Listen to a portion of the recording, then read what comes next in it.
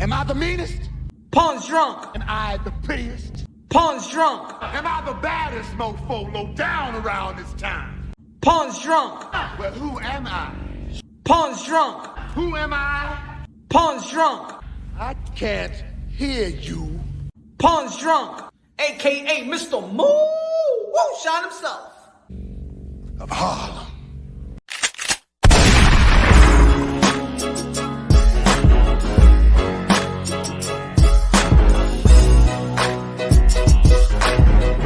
What up, y'all already know this is Punch Unboxing, a.k.a. Mr. Moonshine himself, a.k.a. El Adobo, El Sazón, El Borracho, El Pastor de Boxeo. Ladies and gentlemen, y'all already know this upcoming Saturday, Las Vegas, Nevada, we got Teofimo Lopez back in the ring. Teofimo Lopez, the former king in the lightweight division, the former undisputed in the lightweight division, Teofimo Lopez back in the ring, in his corner, still in his corner, father and trainer, 2020 Trainer of the Year, Teofimo Lopez Sr., Teofimo Lopez Jr. back in action versus Pedro Compa, the Mexican Warrior. Xander is going to be in the co-main versus Espana. Good card. Good card of young, hungry lions. One that has proven, one that has very, very proven, and the other one that's trying to prove himself and reach the level of where Teofimo Lopez has reached. Ladies and gentlemen, still talks going on with Bud Crawford, the Earl of True Spins. Still talks going on. Still, no announcements. This weekend, this week as well. Conor Benn versus Chris Eubank Jr., one of the biggest fights in the sport of boxing. In my opinion, one of the most lucrative fights in the sport of boxing. In my opinion. Shout out to the people in the comment section. Smash the like button, ladies and gentlemen. Smash the like button. Eating some vegetables. Ladies and gentlemen, Teofimo Lopez doing a lot of great interviews, giving a lot of content to a lot of people. And I see the titles. I haven't seen a lot of people videos, but I see the titles. I see what people's talking about, though. I see the Twitters. People calling Teofimo Lopez delusional. They calling Teofimo Lopez crazy, delusional. Crazy. Remind me when I was watching Martin Lawrence. Crazy and deranged motherfucker. Well, we gonna see who's really the delusional ones. A lot of people out there, man, down. A lot of people just throwing dirt, right? People calling him delusional. People calling him crazy. All right, we're gonna see who's the really delusional ones. Let's see. Maybe he is, maybe he not. Maybe he crazy, maybe he no. But let's see who's really the crazy ones. Let's see who really the delusional ones. And I put a poll up there. If y'all want to, you know what I'm saying, contribute to the poll and vote. God is great. Yes, sir. Yes, sir. Takeover. The takeover is here. The takeover is now. The takeover never left. The takeover is coming on Saturday. Yes, sir. Yes, sir. Yes, sir. We're going to go straight. Y'all already know, man. Y'all already know, Mr. Moonshine, El Adobo, El Sazón, El Borracho, El Pastor de Boxeo. It's time to preach today. The man of the pulpit. The man of the pulpit, Mr. Moonshine of boxing. Okay. All right, we'll see. It's easy for us to talk a lot, right? Modern day wars, modern day gladiators, what they do for a living. Smash the like button, ladies and gentlemen. What the hell these guys do for a living? They say Teofimo Lopez is crazy. Let me remind you what he does for a living. And let me remind you what all these modern day warriors and modern day gladiators do for a living. What do they do for a living, ladies and gentlemen? Can you contribute to the channel right now and let me know? Huh? Can I get some feedback? What does these modern day warriors and modern day gladiators do for a living that we don't do? What do they do? Since y'all want to call them crazy, maybe they are. They fight for a living to feed their families. They feed their families with their bare hands. Literally, they fight for their family and feed their family literally with their bare hands. Ladies and gentlemen, I call these guys and gals modern day warriors, modern day gladiators. They put their life on the line for pure entertainment. They put their life on the line for pure entertainment. They put their life on the line, their life on the line for pure entertainment and, of course, to take care of themselves and their family. Let me say it again. Maybe it hasn't get through your skull. They put their life on the line. Their life on the line. Got to be some crazy motherfuckers to do that for a living. So yeah, Teofimo Lopez is crazy. Matter of fact, he is very, very crazy. Just like everybody else who laced him up. Just like everybody else that laced him up. So for those of you that want to be like, yo, but Teofimo Lopez is crazy, goddamn right he's crazy. He crazy. Ryan Garcia crazy. Devin Haney crazy. Tank Davis crazy. Mike Tyson crazy. Sugar Ray Leonard crazy. Floyd Mayweather crazy. Floyd Mayweather Sr. crazy. Roger Mayweather CL crazy. Julio Cesar Chavez crazy. Canelo Alvarez crazy. Amanda Serrano crazy. Katie Taylor crazy. Clarissa Shields crazy. All the motherfuckers that put their life on the line in that ring. It's a crazy motherfucker. You're damn right he's crazy. You damn right he is crazy. And the reason why we love him is because they're crazy sons of bitches. Yeah, they are crazy. Woo! Ric Flair, baby. Ric Flair crazy. Danny Garcia crazy. Earl Spence crazy. Bud Crawford crazy. Inoue crazy. Nonito Donaire crazy. Manny Pacquiao, the 8th Division World Champion, the 5th Lady, the 12-time World Champion, the Ambassador, the Center, the Humanitarian, the carrier, the best karaoke singer of them all, the GOAT. Manny Pacquiao crazy. You're damn right they're crazy. The fuck you think they do for a living? Don't compare yourself to them. They're crazy. And this is why we pay. And who's crazy? We crazy too. We pay to see humans beat the fuck out of each other. Yep. We pay to see another human strip the health of another human. And you know what we do? You know what we do? Hey, we cheer. We cheer to see another human strip the health of another human.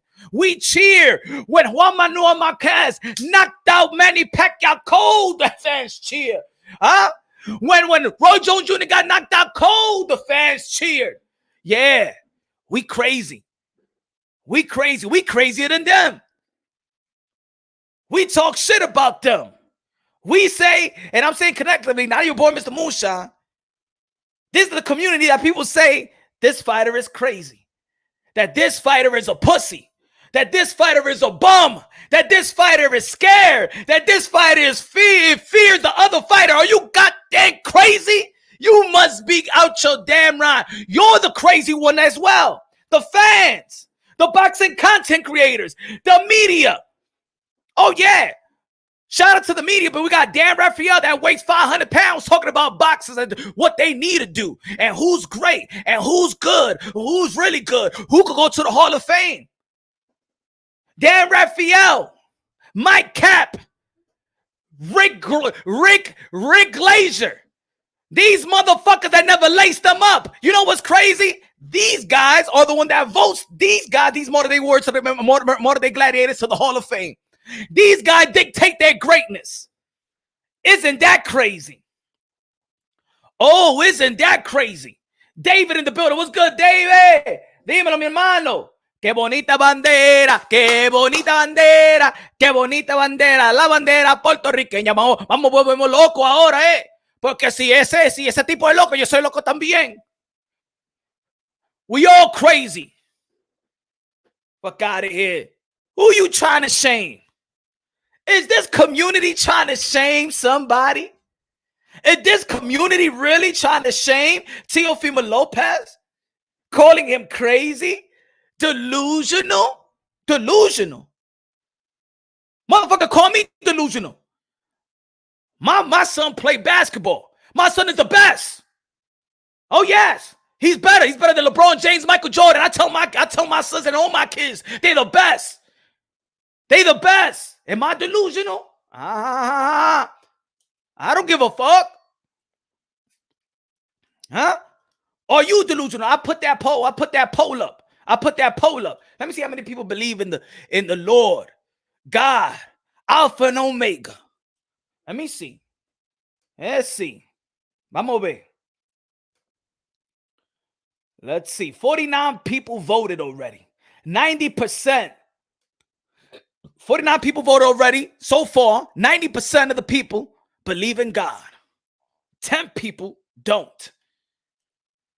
Now, 90% of the people, like myself, I believe in God. God Almighty. Ay, Dios mío. I always say it. God first, everything second. Fight plus survive equals true champions. We're brothers and sisters, sons and daughters of the Most High.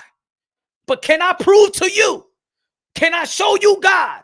Can I say, hey, I got God's number. I can make you see God. Huh? Do I have the proof? Am I delusional? I believe in God. The people that don't believe in God think that God-fearing people are delusional. I'm happy to be delusional, baby. If that makes me delusional, goddamn, I like, hey, God, so I am delusional. Yes, I believe in God. Ese mi Dios. Save my life. Yes. Call me delusional. I am very, very happy. You ain't shaming me.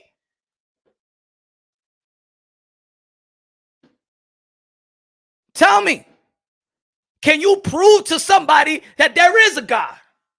Séñamelo a mí. ¿Verdad? The same people that could, because you could, and I understand if somebody see me delusional. How about the religious people? Muslim people, Christian people, Jewish people, Buddhists, mira, orando. Huh? How about the people that don't believe in God? Do they think that you're delusional when you're praying? When you're doing la Santa María, Madre de Dios, y todo eso? When you're getting down on your knees and you pray to God? Huh? When something wrong happens, you say, oh my God, please help me. Are you delusional in that state of mind? Huh? No, because it looks like when people say that this kid, Teofimo Lopez, delusional, you believe in something, I believe in something, but in no actuality, I can't show him to you. I can't show him to you. ¿Verdad? Am I delusional? Huh? No, because people, when he say Teofimo Lopez delusional, no. Let's see who's really the delusional one. Rap Star Box of Knowledge. What's good, Rap Star Box of Knowledge? Everybody subscribe to Rap Star Box of Knowledge, the voice of the UK, London. Let's see who's really the delusional ones out here and the crazy ones out here. Let me ask you a question. Do you believe? And let me go. Let me take it a step further. Don't mean to disrespect for you. Do you think that your wife is sucking somebody else's dick right now? Do you believe that when you bing, le está dando tu Eva, that she's not thinking about your best friend or another man? If you don't think so, you delusional. You delusional. Because when you piping your wife or piping your girl, you thinking about the other girl.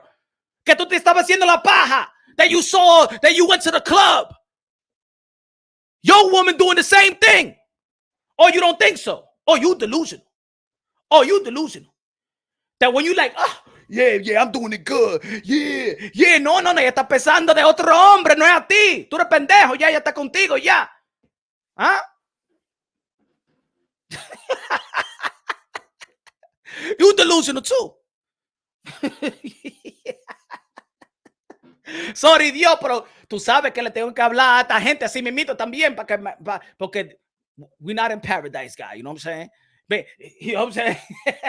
We're not yet there, so I gotta talk to them of the language of the world.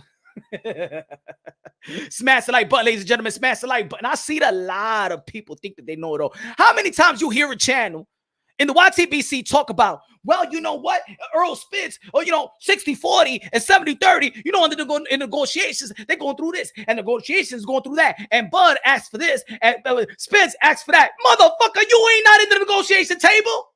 You don't know shit about the negotiations. None of you here in YouTube know what the hell is going on in the negotiation table. None of you here in YouTube know how much these fighters really make it. Huh? You don't know what Earl Spitz is asking for? What the fuck you coming over here telling me what Earl Spitz is asking for? You don't know what Bud is asking for. Who the hell are you? Are you delusional? Are you delusional? Let me ask people a question right here in the YTBC. How many fighters have you how many fighters Have you invested your money in their career? Do you manage any fighters out here? Do you advise any fighters out here? Huh? Have you collected any fee as an advisor, a finder's fee, something? Have you, or do you, are you in the business of boxing? Let me see how delusional you are. Hey, look. Fighters don't fight every day, but us boxing content creators and independent media, we talk every day. And we talk like we know what the hell is going on. Motherfuckers be talking about Al Heyman. You ain't never seen Al Heyman in your life. You ain't never seen or heard Al Heyman in your damn life. You only got 3 Google pictures of him. And you talk about Al Heyman like, yo, Al Heyman ain't doing this. And yo, Al Heyman is this. And yo, Al Heyman ain't doing this. And yo, Al Heyman is this. And Al Heyman. And Al Heyman. You ain't never seen no goddamn Al Heyman in your goddamn life. You delusional. How do you know that Al Heyman actually exists? Huh? You delusional. You delusional.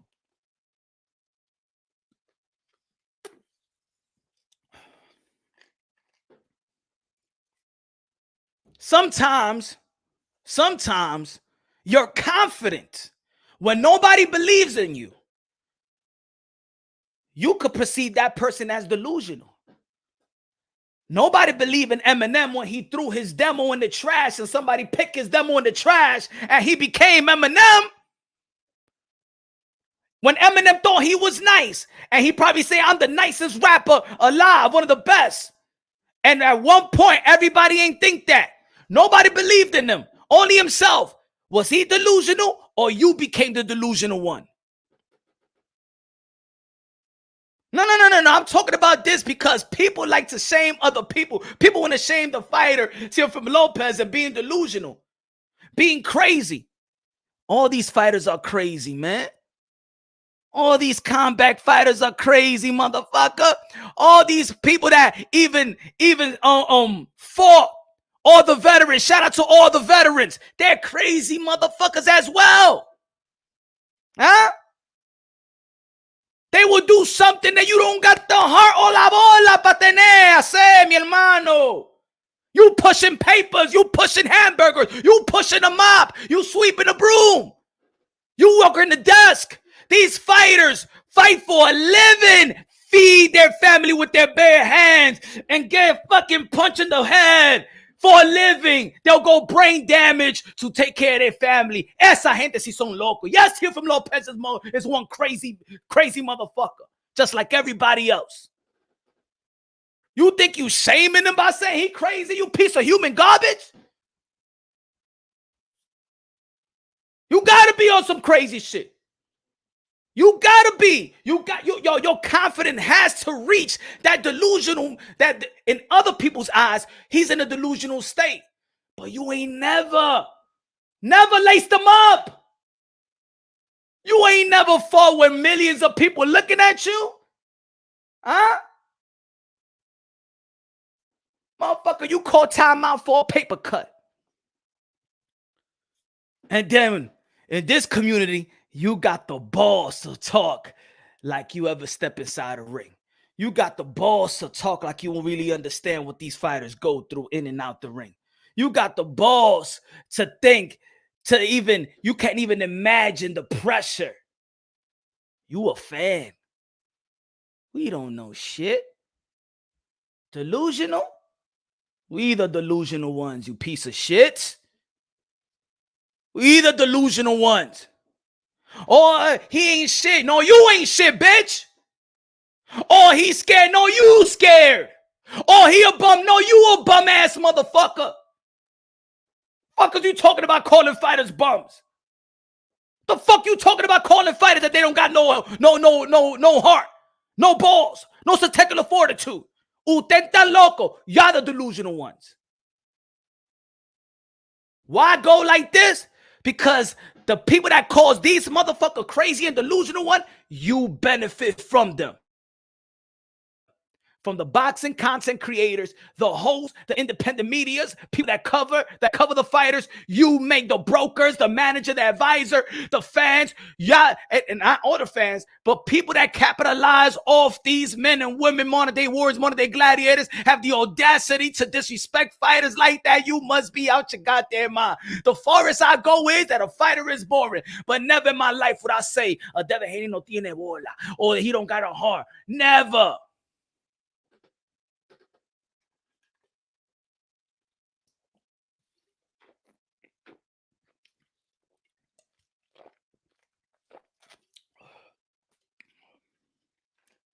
The only thing y'all got heart and balls for is to talk shit about the fighters like you know the fighters. Oh, yo, Punch. You only talking about like this because he's your boy. Yeah, he my boy, and what? Yeah, Teofimo Lopez is my motherfucking boy, and what?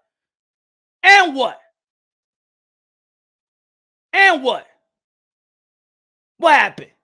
Y'all don't like it? What happened? Y'all don't like it? That I got his back? Huh? Pause. Y'all don't like it? Fuck you. Fuck you if you don't like it. How about this? Oh, yo, Punch, you only like the fighters that, you know what I'm saying, interviews that you interview. You only like the fighters that you only like talk about. You only like the fighters that show you some attention. Or like I'm not supposed to respect the people that respect me. People got it twisted out here. What happened? I'm supposed to disrespect the people that respect me?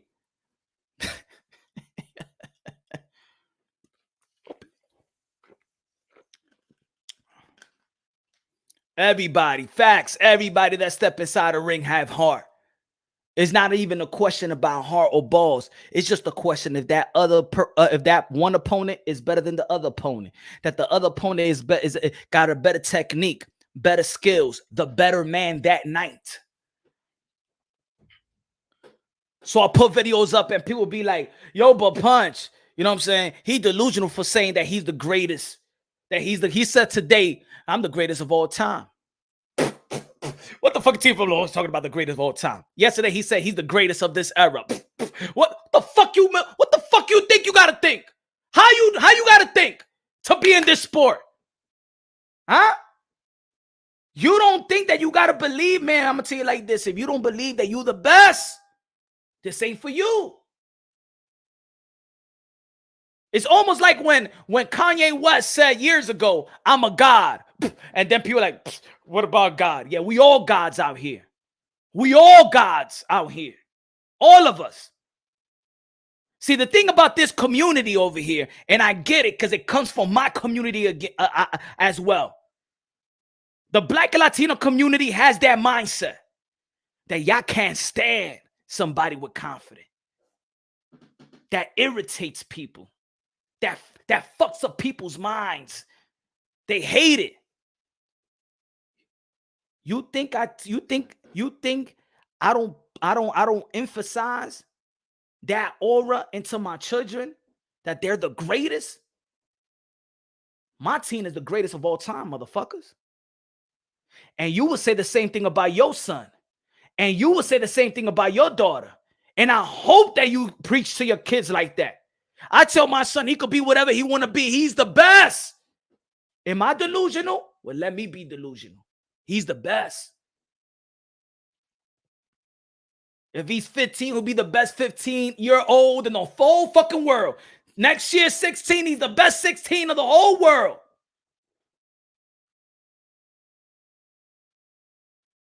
Just like you think about, yo, my mama's the best. My mama's the best. My pappy's the best. My grandmama the best. My Lord is the best. I know this in this community. You got a good delivery. Confident. People see that confident. They smell that confident. That confident irritates people. That delivery, that Mr. Moonshine delivery irritates people. I got more haters, man. I made my supporters hate me. Not because I said something about them. It's because they smell that shit that they don't have. They don't got the confidence like me. They don't got the delivery like me. They don't got the grind like me. They don't got a momentum like me. They don't got the pride like me. They don't got the belief in like I have the belief for myself. That's how you make enemies. But in reality, they're the enemy of themselves. Mira, y este tigre, who he think he is? Come on, man. Most of us is from the hood. We know how we all think. When you're doing your thing, the closest one to you is jealous. Just like in this and just like in YouTube. A bunch of motherfuckers that was close to PUNSH drunk. Now they turn their backs like pussies. But because they're really pussies. That's what it is. But the only thing is they hate themselves. That's what it was.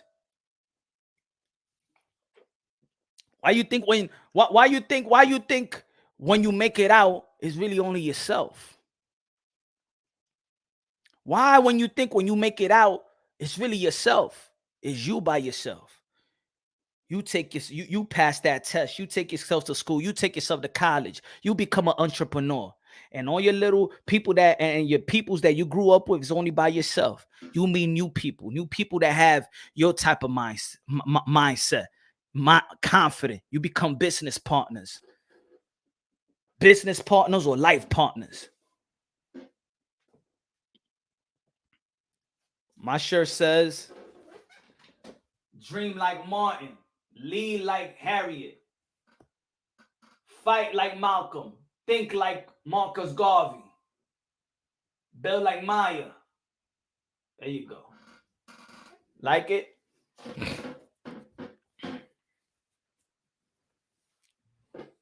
How can you possibly be sticking up for Teo? How can I possibly be sticking up for Teo? Because that's my motherfucker. That's why. Because that's my boy. That's why. Because I'm a loyal motherfucker. Not disloyal motherfuckers that you be watching on YouTube and you go to them channels. CX. Because I'm a real motherfucker. That's why. That's why. I stick up for my brother. That's why. Because I'm not like those channels that you go to. Unloyal motherfuckers. Pussy ass motherfuckers. That's why, motherfucker. I'm too real. That's why. Thinking why I'm still sticking up for Teo. What the fuck you think I am? You think you think the door opens up for me and you build a friendship and because he lost or may say something that maybe I might not even agree, you think I'm not going to stick up for Teo? Ahí mimito, mama huevazo, coño. You don't know shit about loyalty, motherfucker. How the fuck you going to tell me why I'm sticking up for somebody, motherfucker? Fuck out of here, man. Fuck is going on with people in YouTube out here, man? You flip-flopping motherfuckers? Oh, I don't like what PUNSH said. I'm going to unsubscribe. Let me go to Ring IQ. I'm not liking what he's saying. Let me go to Blue Bloods. I don't like what I'm saying. Let me go to Blue. Let me go to this other channel. Let me go to 78. Let me go to Akaka TV.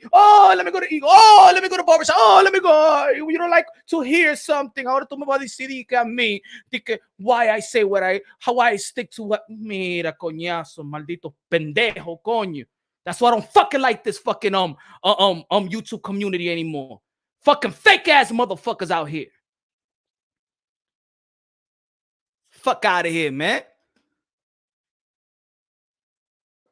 Oh, so I gotta shit on motherfuckers that show me love? Nah. It's some other channels that you go to, brother. I ain't a fake motherfucker like motherfuckers out here on YouTube. And if I got something to say, I got the number. I'll be like, hey, yo, my man Teo, yo, this how I feel. But for your entertainment, or you wanted to be entertainment, yo, PUNSH, why you don't say to Teofimo Lopez Sr., what you saying? You know what I'm saying? I say to his face, not to entertain you.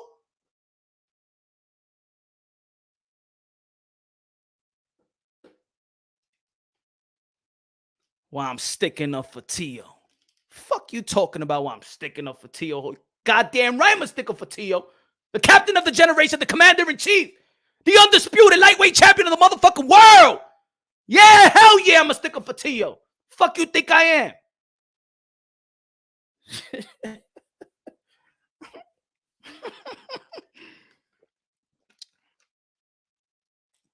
Fuck out of here, bro. But I'm going to keep it real, logically and objectively. Real motherfuckers could tell, real motherfuckers and a real friend could tell them, hey, yo, man, you should have never said that. Nah, man, it wasn't Eddie Hearn. Nah, I don't think. They know where I stand. Fuck you think? Punch, he the former lightweight. Teo got no belts. So let's keep it real. He's the former.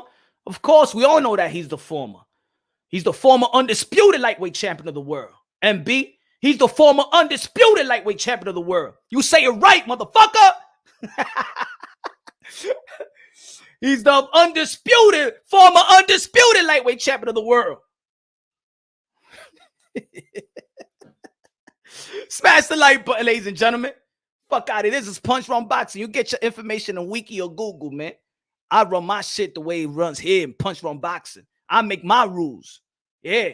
It's Punch Run Boxing rules.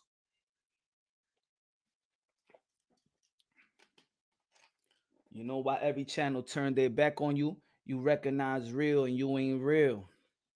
He said you recognize real and you ain't real. I don't give a fuck if they turn their back on me. They pussies anyway. Fuck out of here. Give a fuck. Fuck out of here. I got world champions that give me my credit, motherfucker. Who you? Who you? Who you? Mendoza? I got world champion that give me credit, motherfucker. I got world champions that give me credit, motherfucker. I got world champions that give me credit, motherfucker. Who the fuck are you?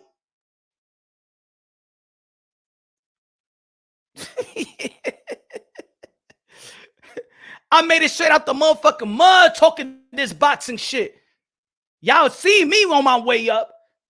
Y'all couldn't take it. Y'all was watching me on my way up. Diablo, mira Punch. That he was one of us, yo. I remember when Punch started, yo. I remember we had no subscribers. I remember when he ain't had nobody in the live. My realness reached the ones that kills himself in the ring. My delivery reached up there, motherfucker. Get out of here, man. What the fuck you doing for boxing? How many fighters you signed, bitch? How many fighters you put up? You put down? How many fighters you invested? How many appointments have you took a fighter from taking punches in the head? How many appointments have you gone? Huh? Oh, fuck, you don't know shit about me, bitch. Fuck out of here, man. I ain't no avatar, motherfucker. You see my face every motherfucking day. Fake ass YouTube cats out here, man. Y'all avatars and shit trying to talk shit about me and what I do for the sport of boxing, motherfucker. Y'all see me grow. Y'all can't take it. Like bum ass niggas in the hood. Y'all can't see me that I made it somewhere. Y'all can't see me that I get props from Charlo and Demetrius Andre and Canelo. Huh? And Teo. Huh? Y'all can't take it? Y'all can't take it, motherfucker?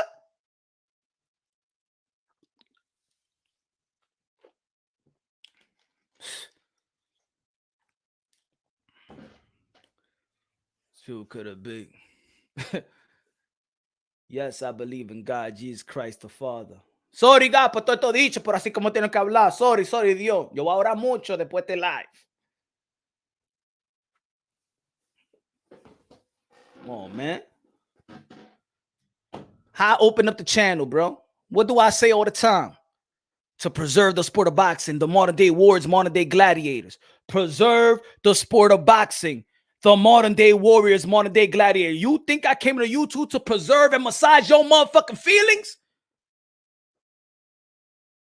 Do you think I came to YouTube and did punch run boxing, created punch run boxing to massage another YouTuber feeling? Fuck out of here, man. You won't put your life on the line.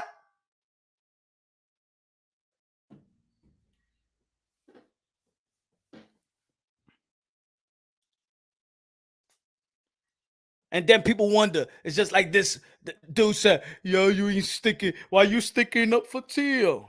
That's why there's business handlers that don't want to put these fighters into these tough fights, because they got fans like this. That if they lose, why I'm sticking up for? Why should we stick up for fighters when they take a loss, right? Yeah, throw him in the garbage, right? Just throw him in the trash, throw him in the garbage. You unloyal fool. You bitch made punk. Y'all disloyal motherfuckers. Fuck out of here. I don't run like that, man. That's not in my heart. That's not in my character. That's not in my principle.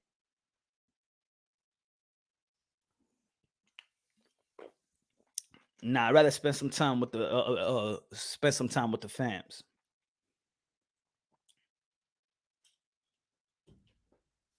Y'all don't understand. A lot of these YouTubers, man. Shout out to all the YouTube boxing content creators, but some of these folks, they do it for themselves, and they do it for the subscribers.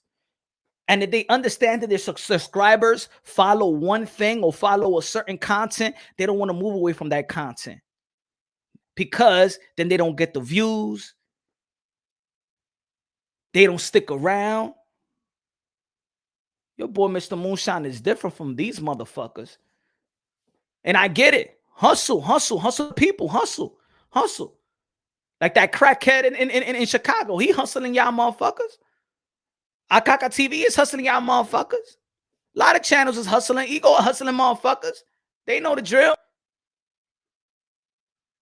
A lot of people, a lot of content creators, they know their subscribers. They got to stick to that. You know what? And then they become a slave to their own channel, because now they can't tell the truth.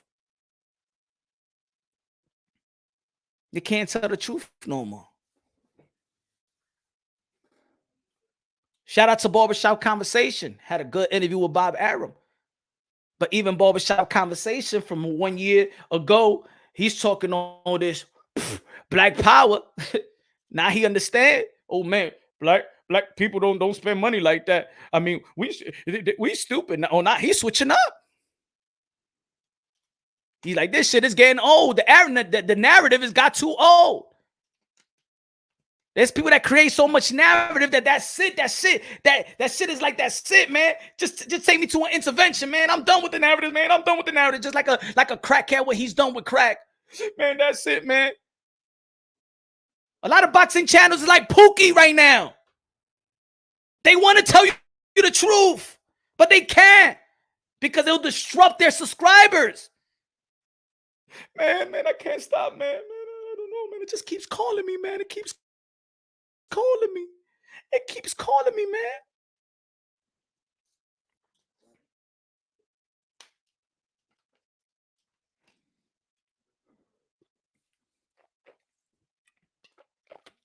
If Teofimo Lopez destroyed Compa, who ain't no punk, that all haters gonna be, is gonna say a cherry pick, motherfucker. They say that Camboso was a cherry pick.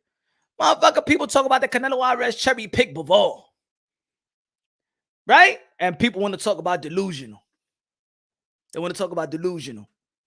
There's people on YouTube that says that Canelo Alvarez cherry pick Bivol. Damn, so Bivol is a cherry pick.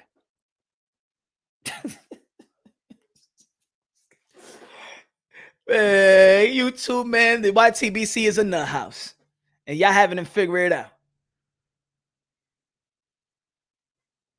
You haven't figured it out, man. The YTBC is a nut house, man.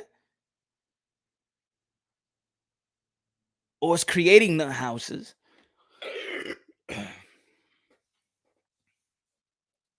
Halim in the building. He said Teo losing this weekend and Halim get off punches. We talk about boxing. Why you talk about nuts? That's another look. That's another way. You know what I'm saying? This is a culture that we have. There's a culture with this. You know what I'm saying? Teo is losing this weekend. Cool. That's your pick.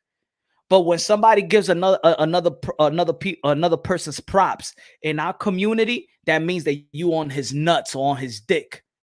So then it creates this type of environment, creates this culture that I cannot give props to a fellow, I cannot give props to a fellow mate.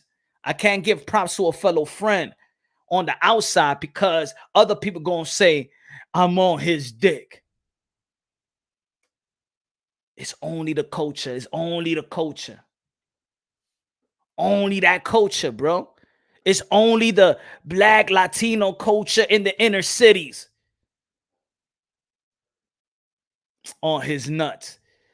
So a motherfucker can't give me props. That means on my nuts. If I get an interview with somebody, oh, Punch is on his nuts, is on his dick. He's on the like, man, motherfucker. That's what I'm saying. Y'all some closet motherfuckers out here, man.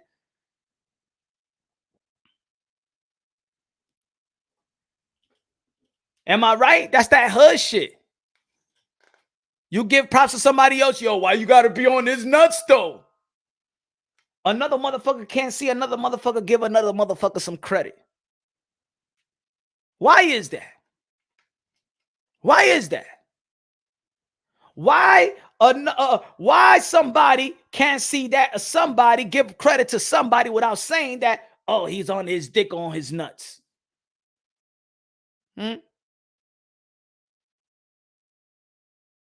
It's almost like in my position as a YouTube boxing content creators, when I get an interview and people be like, oh, Punch is just, you know what I'm saying, he fanboying. How about if those fighters are fanboying me? Now y'all can't see it that way, right? How about if those fighters, have y'all figured out that probably those fighters are a fan of my content? You never realize, no, because I'm nobody though. I'm nobody to give credit to. I'm nobody that your favorite fighter may like this content. Just like when there's another content creators. I got a message that Henry Garcia, who is it? Is it T Spring T something like that? Henry Garcia, Ryan Garcia's father, was messaging him and said, go look at a real channel like Punch on Boxing. Oh, that shit got him tight. I get respect from the people in boxing. Y yo soy loco y hablo como quiera.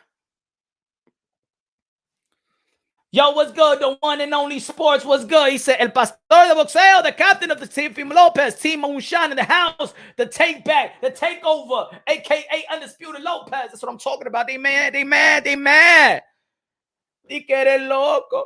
He crazy. Mira cómo está la gente. Yo, boxing fans became so much beta. Oh my goodness, this community, oh my God, this community is so much beta males. Oh my God, he crazy. He's delusional. Man, motherfucker, we watch them and we pay because we crazy to watch that shit. We pay to see crazy shit. There's other countries that have banned boxing. That's how dangerous it is.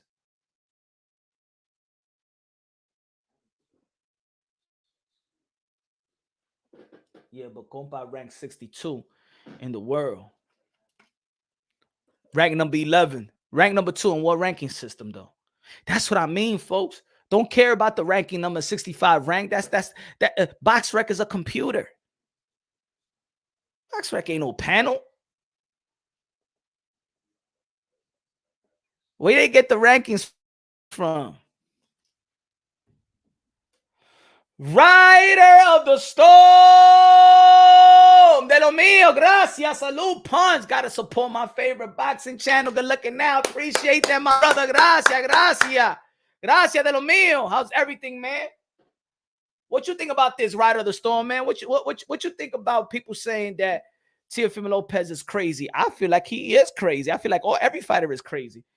Delusional. What do you feel about delusional? I feel like everybody delusional. You know, you on Instagram putting filters in your face because you want to look cute, but some of y'all motherfuckers ugly. Y'all delusional, trying to look cute. I'm looking right at the store. Motherfuckers in IG putting filters, sending pictures, putting filters up, taking pictures with the car that's not your car, taking a picture on a motorcycle that's not a motorcycle, that's not your motorcycle, you delusional motherfuckers. Want to call a fighter delusional, and you do delusional shit every day. You do delusional shit every day. You think when you think when you fucking your lady, she ain't thinking about another man? You delusional. You delusional. Huh? That when when you go to work y tu jeva está ahí fingering herself porque y con ese hombre que está en la mente de ella. Ay, ay, ay. That's what I'm talking about, right of the storm. We all got to think like that. I'm the best boxing YouTuber. I'm the best. Nobody holds a candle on me. I don't give a fuck how many likes, how many followers people got, how many nobody got the delivery like Mr. Moonshine. El adobo, el sazón, el borracho, el pastor de boxeo. Nobody.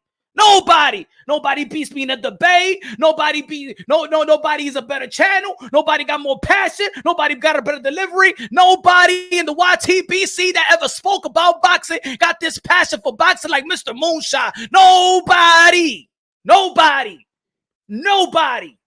Put him in front of me. Fatality. Man, eso es lo que la gente no le gustan. Right of the storm, they don't like that. That confidence. Mira, that's a tigre. Who the fuck do you think he is? There might be another guy may be saying that shit that's not even a YouTube content creator. He's like, think he the best. Think he had the best delivery. Come on, get out of here, Punch.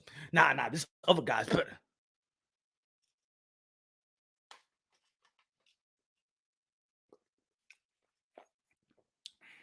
Shout out to Showbiz, man. I like Showbiz, man. One of the few realest motherfuckers in the YTBC. Subscribe to Showbiz. You haven't subscribed to Showbiz. Josue, here for you. Like you for Tio. That's what I'm talking about. Honduras, Dominicano. Dímelo, mi hermano. Gracias. Right of the storm. Good looking now. Josue, good looking now. CH, let's go. Qué bonita bandera. Mira la bandera de Dominicana, coño. Y esa es Honduras también. Wow.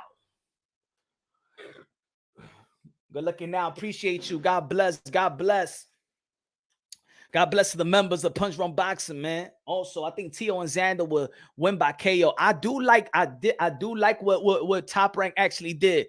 I like that Xander and Tio mix. I like that. I did like that what they try to do with Edgar Berlanga and Xander. I like the way the Top Rank does their shows, yo. They really think they smart about it. You know what I'm saying? Las Vegas, Xander Puerto Rican, his opponent is Mexican. You got a Mexican in Pedro Compa. Honduras is Teofimo Lopez, but of course, being a Brooklyn cat, Teofimo Lopez also adopt a lot of Dominicans and Puerto Rican fan bases and stuff like that, and then also being in the West Coast, you know what I'm saying? So these guys they know how to put that Latino card with Latino fan base that's always going to support, because the Latinos are the one that support the sport of boxing more than anything. With this, tell them, BK, jab that like button, make love to the like button. Know what I'm saying? Kiss the like button. Tongue kiss the like button. Suck the vajiji juice out the like button. Pregnate the like button. Make the like button come.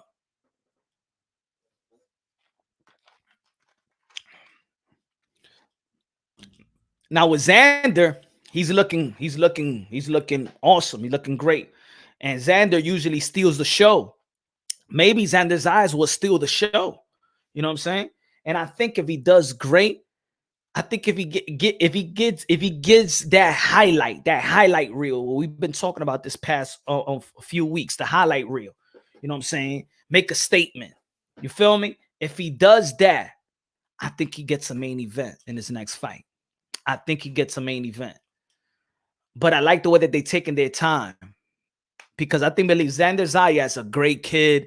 You know what I'm saying? Great humble kid. Shout out to Xander Zayas, man. He showed love to Punch Run Boxing a couple of times, man. We got a name. I should have hit him up to get an interview, but I know, man, this week is very, very hectic.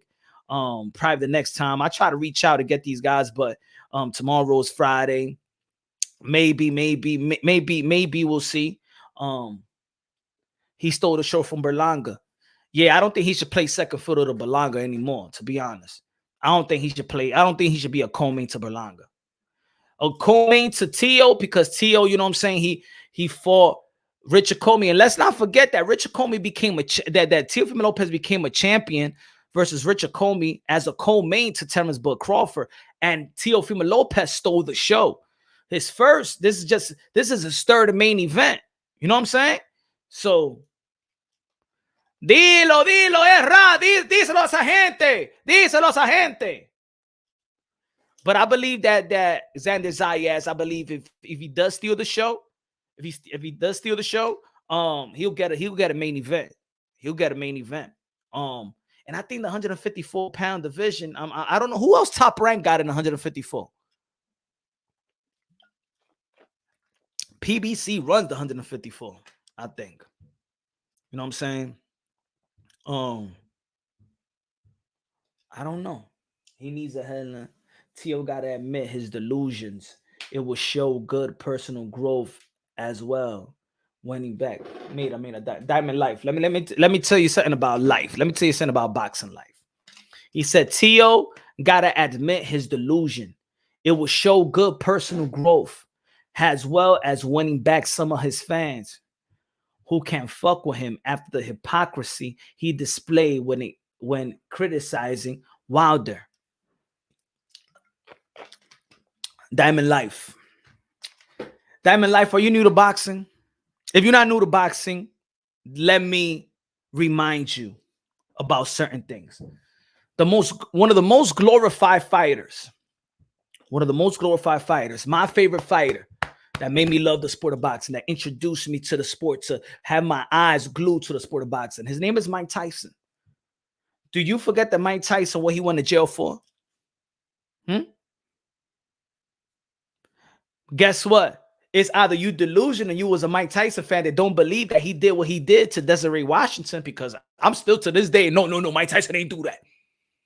No. It's her fault that she went at 3, 4 o'clock in the morning to a hotel. What the hell she think it was going to happen? You see how delusional I am? I don't believe Desiree Washington. But let's not forget that Mike Tyson is the most glorified convicted rapist in America. Am I right or wrong? Or just a delusion?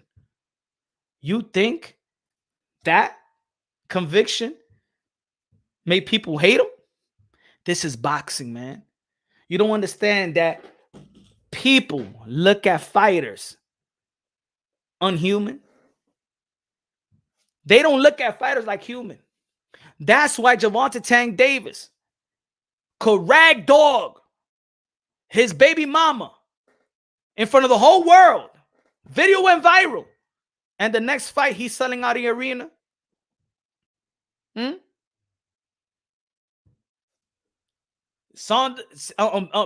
Joe Saunders could say that shit about a chick hitting the heavy bag, how to beat a woman, and he gets the Canelo fight.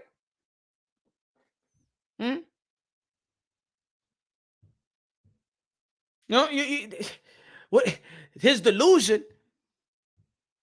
George Foreman, after the Muhammad Ali fight, said the water was spiked, the ropes was loose. He fired his trainer and manager, saying that they the one that effed up with the count with the referee, because they told them whenever you ever get knocked down, George Foreman's corner told him, whenever you get knocked down, don't look at the ref count, look at our count.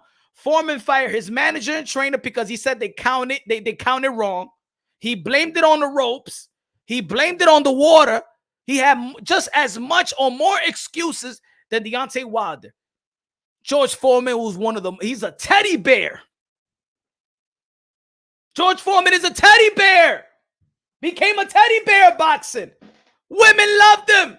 Old white women loved him. This is boxing. Tio don't got to admit shit to nobody, man. He stepped inside that motherfucking ring. And if you don't want to be a fan, don't be a fan. You're going to watch him on Saturday. You're going to watch him on Saturday.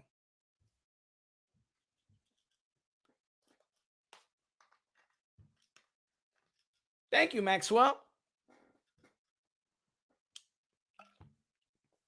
Floyd Mayweather went to jail for beating up his baby mama.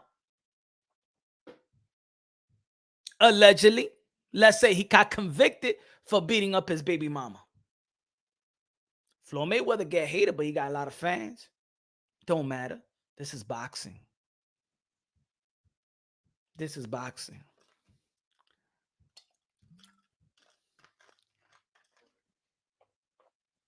On the scenario you use are valid. Foreman's excuses were sad, same as Tio's and Wilder's. I'm not excusing any of them. All of them have flaws in their character, not being able to admit defeat. They don't have to admit defeat. We want them to admit defeat, but they don't have to admit defeat. They don't have to. We as fans can't admit when somebody is good. We can't admit when they're warriors. We can't admit that they're not scared. We can't admit that they're not bums.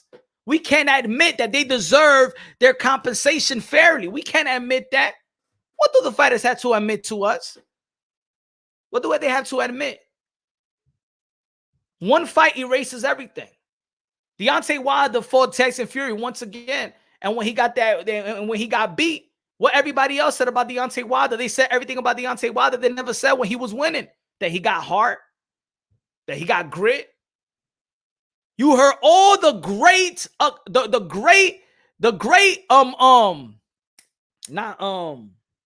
you call it? You gave him all the credit. Deontay Wilder needed to get his ass whooped so the boxing world could give him all the credit. Mira eso. He ain't fought nobody. This is that. This is that. When he lost to the Tyson Fury, the way that he lost his last fight, everybody loved the fight. And all you heard is, yo, Deontay Wilder, yo, he a fighter, yo. Yo, see, he won. He left in his own shield. Yo, see, yo, he got heart, yo. He took a lot of punishment. That's all you heard of Deontay Wilder. Just a bunch of credit. Because in reality, people just want to see losers. They like to see a downfall. I've been saying it for a bunch of years already. The American fan base, this culture loves to see downfalls. That's why I did a video. I did a video and I said, who's the most loved boxer today in America? Who's the most loved boxer? And people like, I think I even had people in the comment section say Muhammad Ali. No. Even Muhammad Ali was one of the haters boxers active.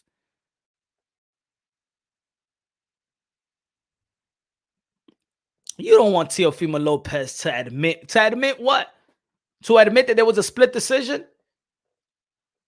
How many times do I say in this channel as well? I said a split decision is the most mind-fuckery decision for a fighter.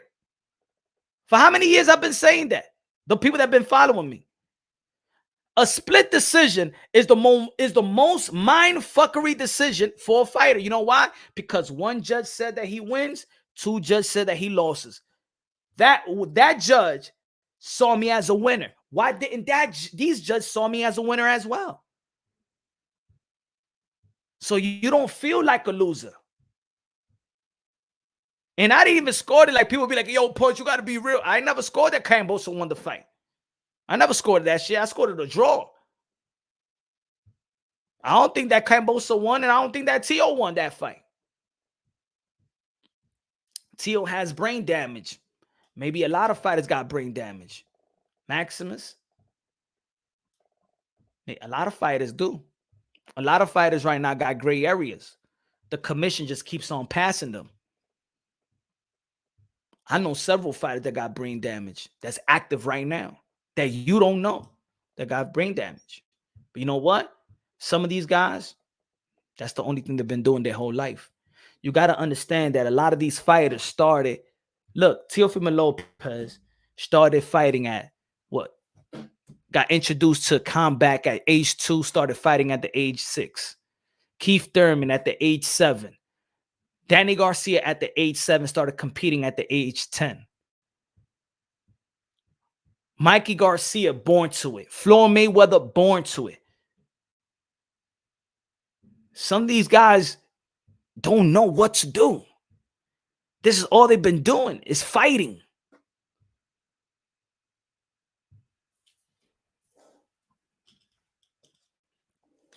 Yo, but Punch, you got to be real. I'm being real. Do you respect my realness? See, the problem is, let's say when people talk about the Cambos, and I said this once before, for the new people that's tuning in, when they be like, yo, you sticking up for Tio. Yo, why you just can't be real? Tell the truth. Nah, y'all don't understand my truth. No, y'all want to eat my truth. And I understand. But I ain't no fake motherfucker. That's why I said Tio impressed me more versus George Cambosa than any other fight, because I knew his condition. Why do I know his condition? Not from a third party or a second party. I was there, motherfucker. And I even told motherfuckers that, yo, he shouldn't even step inside the ring even before the fight. Same motherfuckers I told, they want to act like I ain't tell them. I don't respect that shit either. That's some beta shit too. And then go online and say, yo, Tio this, Tio that. Fuck out of here. You know the information before he got in the ring. Y'all know who y'all are, man. Tio gonna come out and show who he is Saturday. Dude can box, he's very talented, but you know what I'm saying? He just got to show, he got to do it for himself. You know what I'm saying? He can't forget about the people. He got to do it for himself. You know what I'm saying? He already know how the people are. Thanks, Maxwell. The truth sometimes is not what it is. You feel me? That's why I always say that people's too comfortable with the lie. What would that make me? Put it this way. Now let me know. What? Tell me if I'm real or if I'm fake.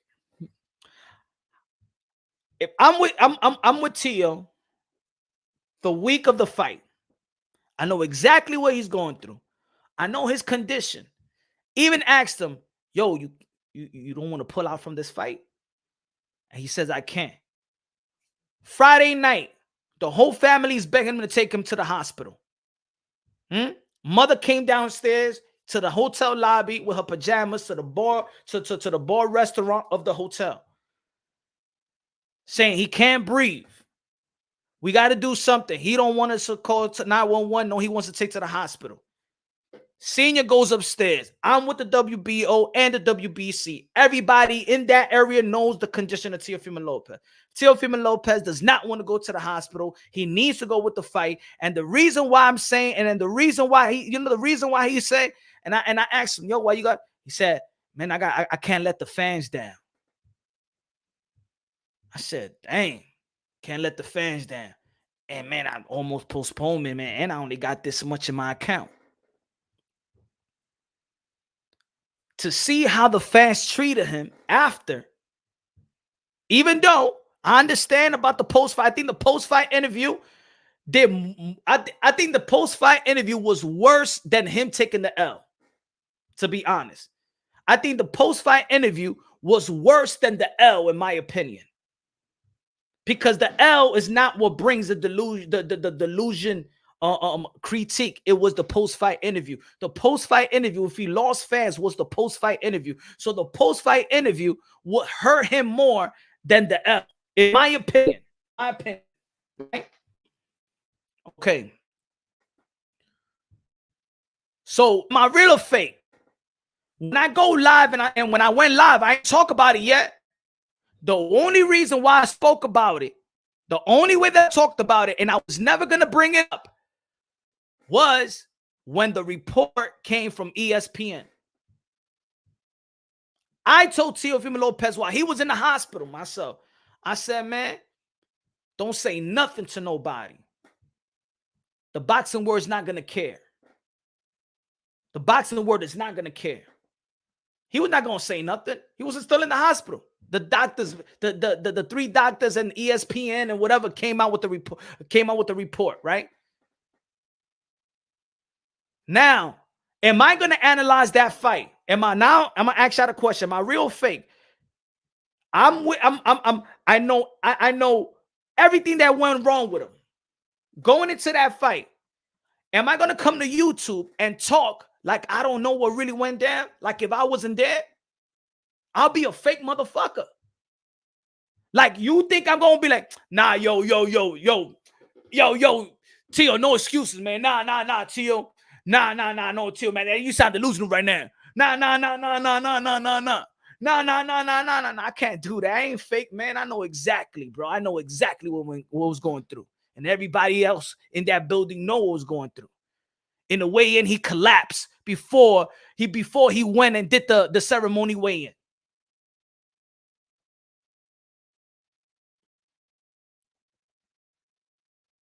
So when I said that that fight impressed me more than the Loma fight, is because I know firsthand and watched him what he was going through. Come on, man. I can't be fake. Maybe the worst thing it was that I knew everything. Maybe that was the worst thing. Y'all can call me delusional all y'all want. I know what I seen. I ain't no fake motherfucker. I got to tell you the truth.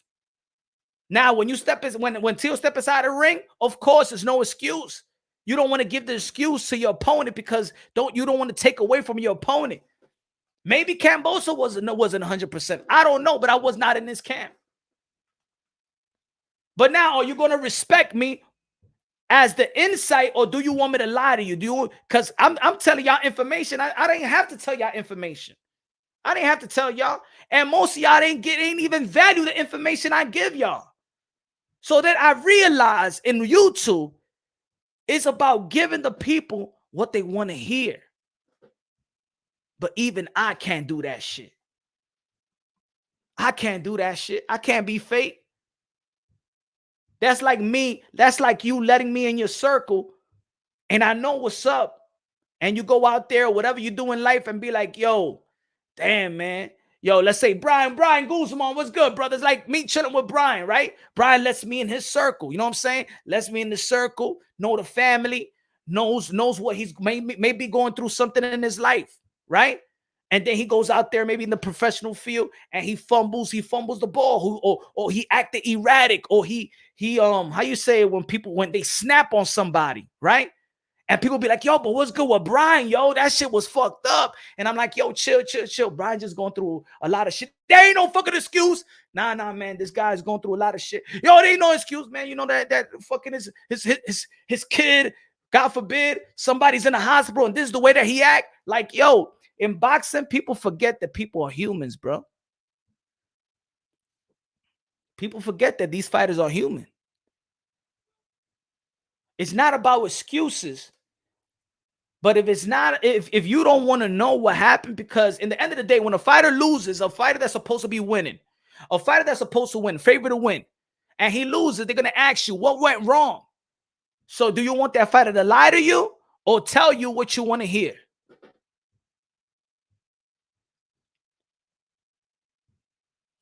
When Mike Tyson lost to Buster Douglas, what we wanted to know? Nah, there's no way Mike Tyson could lose to Buster Douglas. Something had to be going on. Am I right or wrong? Mike Tyson, when Mike Tyson lost to Buster Douglas, people, oh my God, bro, I'm still not over it. I'm still not over it. I'm a delusional Mike Tyson fan. I think that Mike Tyson was drugged when he fought Lennox Lewis. That's how much of a fan of Mike Tyson I am. I believe that I was the delusional Mike Tyson fan that used to say that Mike Tyson wouldn't lose to nobody if Costamano was alive. How many people said that as a Mike Tyson fan? If Costamano was alive, Mike Tyson loses to nobody. Is that delusional? I believe that. I believe versus Lennox Lewis, he took the depression pills, had him all down. His energy level was all down. I believe that Mike Tyson ain't raped nobody. I believe that Mike Tyson would have never lost if Cusimano was alive. That was me.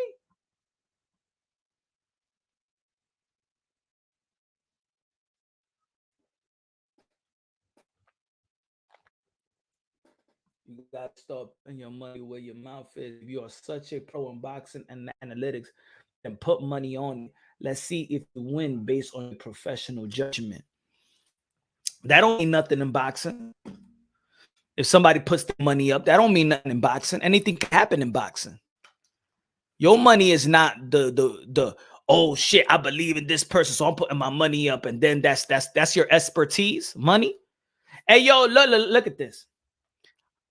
I bet it. There was this guy when I saw the Danny Garcia fight. I never bet in boxing, but there was this guy in the bar that was actually like, yo, bet me. He's trying to bet everybody in the bar restaurant. He's trying to bet anybody. Yo, everybody pussy. They pussy, yo, even his own people. He was calling his own people pussy. Yo, come on, man. I just want to have fun. I want somebody to bet me. That's the only way I could watch sports, to be into the sport if I could bet. And I'm like, nah, I don't bet.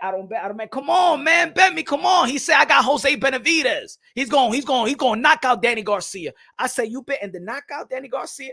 I said, man, Danny Garcia ain't getting knocked out by nobody, man. I go fuck about win or lose, but he ain't not getting knocked out by nobody. Come on, bet me. Come on, man. Man, everybody out here being pussies. I said, all right. Just to calm this brother down. I said, all right, man. How much? $40. $40 and add another 20. Another 20 if it's a knockout. Let's bet 100 if it's a knockout. All right, man. All right. Boom. He lost. Does that mean that he's smart because he put his money up? No. Does that mean he's an expertise? No. Did he care about Jose Benavidez? No. That don't mean nothing. Teo said 5-time world champion. Yeah, he said 5-time world champion because he got the IBF for Richard Comey, right? And then he beat Lomachenko. And he says the WBA, WBO, the WBC, and the lineal. That's what he really meant by. Like, I retweeted lies. Even when somebody fucks up in their speech, I can understand what they're trying to say. You know what I'm saying? I can understand what they're trying to say. You know?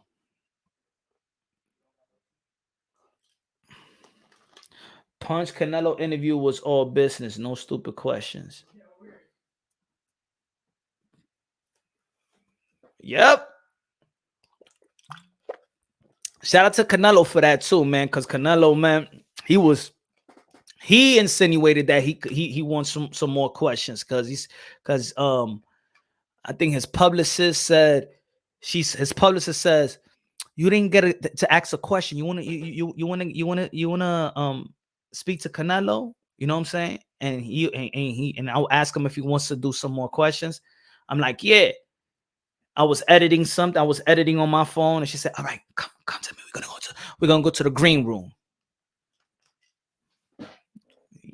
Shout out to Canelo Alvarez, man. When I saw Canelo Alvarez face to face, man, shake his hand and all that, I'm like, damn, yo, Canelo Alvarez, he's real short, bro, to be beaten. When I saw him in person, I had more respect for him. That's like when I first saw Mike Tyson. He was in a chimichurri truck smoking a cigarette. And I said, yo, this is Mike Tyson, bro. And he wasn't in shape. That was was he active? I think that's probably one of his last fights and stuff like that. Like he was stressed out. Mike Tyson was by himself. Because Mike Tyson used to do something with a shorty. I think that's one of his baby mother. I don't think that's Miguel's baby mother. I'm sorry, that's Miguel's mother. He used to date a woman in the Heights, and I think that's Miguel's mom's. It was a Colombian chick he used to date. So he used to date somebody in Washington Heights, Mike Tyson. And he was in the chimichurri truck smoking a cigarette. And it looked like Mike Tyson was in the zone, bro. Like Mike Tyson was alone and he was in the zone, like on the zone, like on some, like he had some demon. And I shook saying Mike Tyson, but we ain't. It was just me and one of my other boys, but we ain't go up to Mike Tyson on some fan. But yo, what's up, Mike? What's good? Fucking hands like this, and his knuckle was just popping out. But you could tell that dude was going through something around that time. Putting 50 on T.O., boy, you better not let me down. Nah, I don't bet on that shit. Dope information. We all knew T.O. was not himself. He was not. It don't take nothing away from Cambosa, because Cambosa went to his training camp and did what he had to do. That's what you do to a fighter. You see him hinder or whatever, you take advantage. You know what I'm saying? That's his dream as well. So I don't take nothing away from George Cambosa. The only thing is, I'm not going to come out here to YouTube and act like I don't know what went wrong. Nah, man. Beyond the ring with Nonito and Raquel. I think it's a no for this one. I got the kiddos, man. You know what it is? The last, I'm gonna say 2 years in the summer, I dedicated all to boxing shows.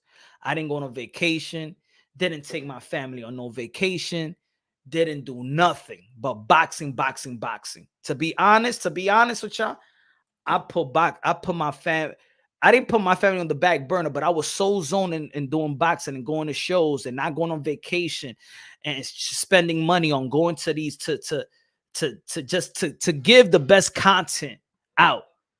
And I didn't.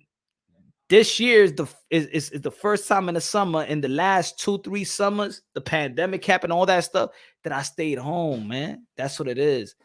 So I feel like if I go to Vegas, and I told my son I'm going to be with my son and stuff like that, and going to games and really just, you know,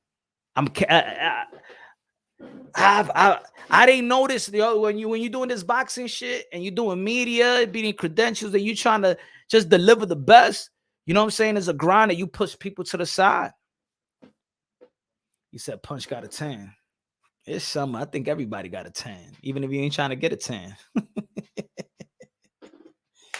Yeah. So I said the only way I go, I'm taking the kiddos. Spend money, entertainment ain't free. Try going to strip joints for free. But that's what I mean. A lot of people don't understand the grind. You know what I'm saying? A lot of people don't understand the grind. And remember, Nonito, I went out there. Remember, I went to Vegas driving 38 hours. I went to Texas driving. I went to Miami, Florida. I went 3 times for independent fights. Henry Cedeno Martinez. I was working the corner. Went to a fight in Atlanta. So I've been just boxing. And then last summer, what was the last summer? The summer before? The summer before, I was protesting like for a good 3 weeks. With the George Floyd thing happened, I was protesting in the city. And I was doing the boxing, man. It was just, I was putting in that work, you know what I'm saying? And I'm willing to put in that work, but you know what I'm saying? I feel like that support. I need the people to support your boy, Mr. Moonshine. You feel me? Because I think that people don't understand how much it takes, how much work. It's like, I remember, look, I went to Texas. I think I spent like a good maybe like $600 on gas. You know what I'm saying? I wanted to spur in the moment. And then I think the most viewed I had was the 14,000 views for the Rolly Romero, but 1,000 view on the Jamel Charlo. And I'm like, yo, it got to the point where I'm like, yo, I'm spending way more money than really making. Or people support, or people donate. I'm like, damn, you know what I'm saying? I got to slow down. Like, yo, I haven't publicized, supported T.O. on mad videos about him for his safety. But believe me, I'm rocking with T.O. Punch got a 10. Tio is going to show everyone that his last fight was that Teofimo who fought Loma. Maybe we'll see. I hope so. You know what I'm saying? Teofimo Lopez got great talent. Look, a lot of fighters got their ups and downs, man. A lot of fighters deal with certain things outside. A lot of people may say, but that's what they got to be professional. All I'm saying is, for me as a hardcore boxing fan, I try to understand what's going on.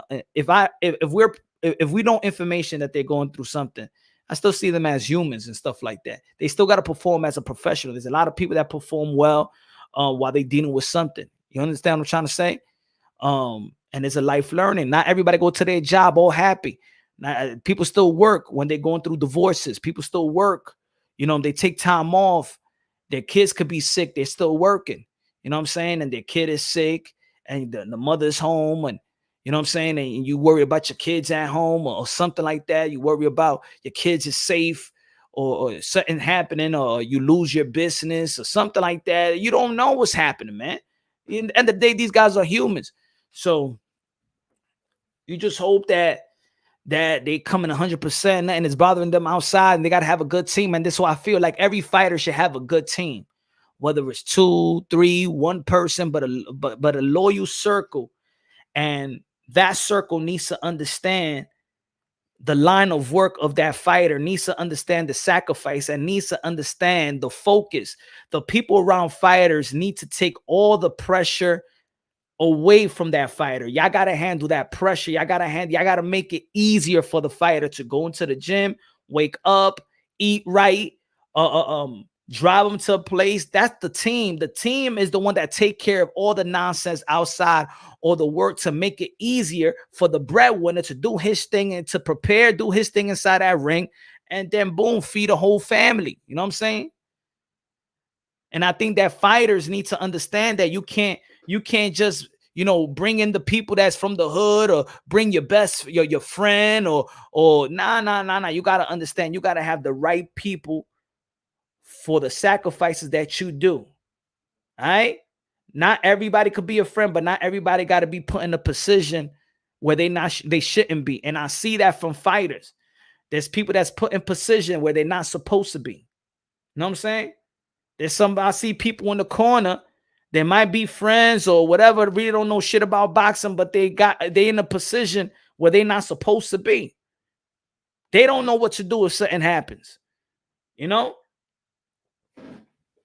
Everyone knows that Tio was going through a divorce, and these fighters, Devin was being a rat, aka informant, and spilling all the gossip to Cambosa.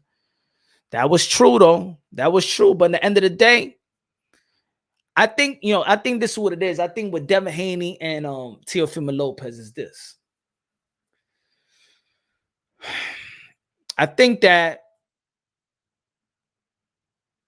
they really don't hate each other because, and I think it maybe goes from the Haney side. I don't know. It's a weird space. You know why? Because when Tio beat Loma, Devin Haney called Tio. They had a conversation, a cool conversation. You know what I'm saying? Remember, these guys came up together in the amateurs. They know each other. You know what I'm saying? Sometimes we may think that they're enemies, but they're really not enemies. If you put them in the same place at the right time, you know what I'm saying? I think that the fans, I think the people that was trying to shame Teofimo Lopez with Devin Haney, I think it made Tio really not like Haney, and then Haney adopting what everybody else been saying. But when he beat Loma, Devin Haney was a support, supported Teofimo Lopez. You know what I'm saying? So I think it's tough. I think the fathers don't really hate each other. They talk to each other, I believe so. You know what I'm saying? They know each other. They grown men. So, you know, sometimes the Haneys throw shot at the Lopez. The Lopez throw shots at the Haneys. So they're in this weird space, in my opinion, where there's, I know you, I respect you. Are you saying this because it's to promote a fight? If it's this, and you know what I'm saying? I noticed that from the pops, you know what I'm saying? Like, they don't hate each other like that. Senior and Bill Haney don't hate each other. They got a cordial friendship, businessship, or just acquaintances. They associates, you know what I'm saying? So don't think that they really hate, they don't hate each other like that.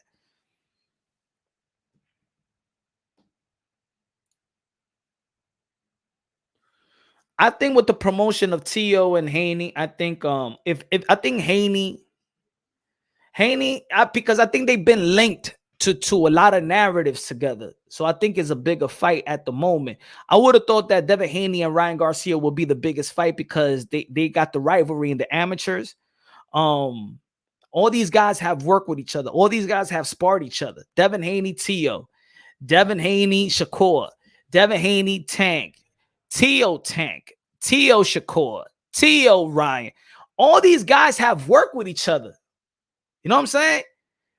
I think it's gonna get to a point where maybe when they get older, you're gonna see all of them take a picture together and they're gonna be celebrating each other, man. They're gonna be celebrating each other. You know what I'm saying? When T.O.B. Loma, Shakur Stevenson gave him props.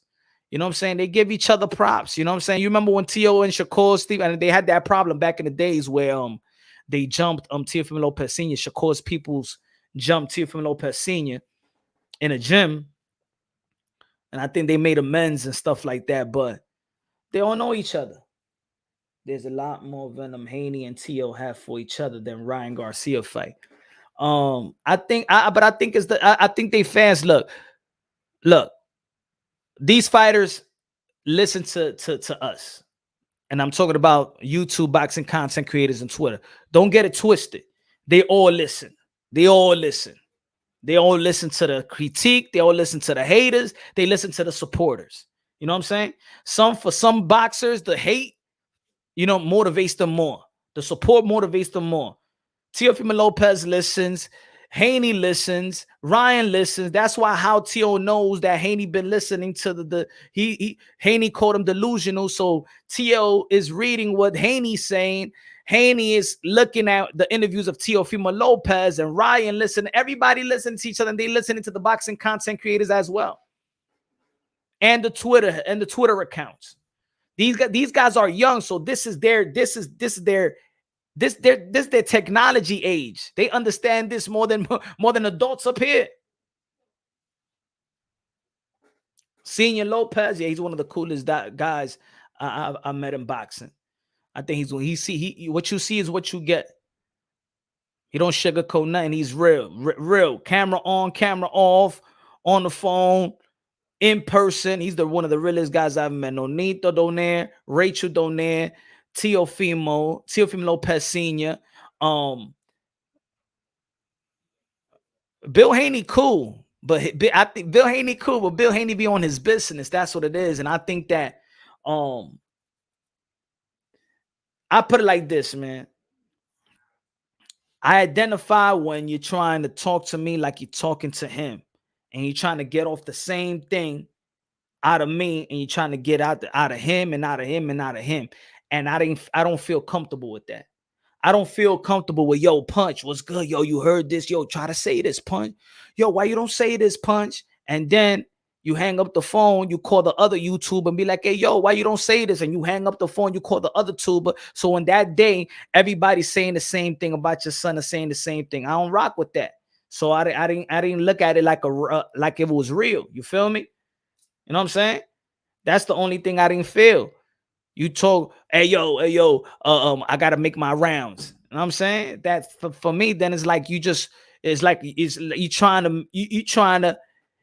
to make everybody in YouTube a promotional within your promotional company, and everybody paying and everybody working for free. You know what I'm saying?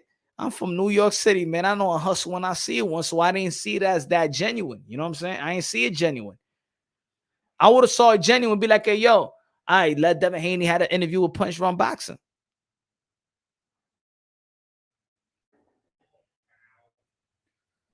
What's your prediction for Saturday? I want Tio to show his skills and hopefully get KO around 4 or 5.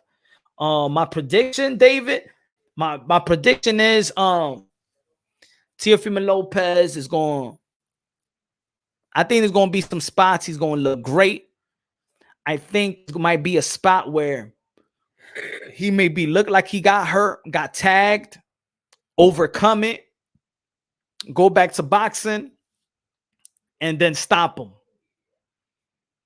But it's not going for, in my opinion, I don't think it's going to be easy like that. It's not going to be everything is working. I think he's been out the ring for a while.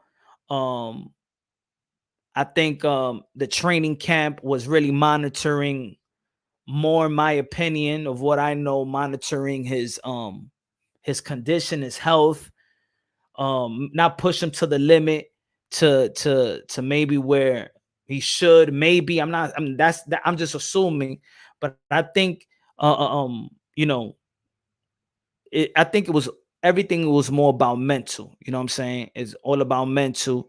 It's a new weight. It's a new weight class. So it's a new rehydration for both fighters. Um, Compa is seasoned. Compa has enough fights. Compa has enough power. I'm not going to say he has the same skills, but I think that Teofimo Lopez may start off good. There's going to be some spots that he might be getting tagged with and stuff like that, ring rust and things of that nature. Probably not so, because throughout the whole time off, he's not really fighting. He's not sparring. So I think the timing might be a little off. And I think that he'll get his rhythm back, and then he'll stop him probably late.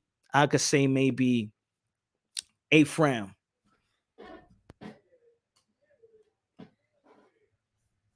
¿Cuándo pasa la ofrenda? La ofrenda está aquí, mi hermano. Gracias, Justo Chávez. Gracias de lo mío. Mira la ofrenda aquí. Gracias de lo mío. Para el pastor de boxeo.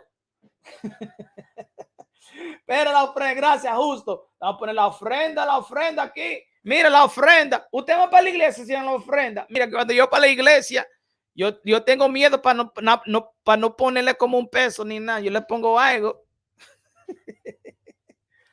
Was he sparring in camp? Yeah, he was sparring in camp. He was sparring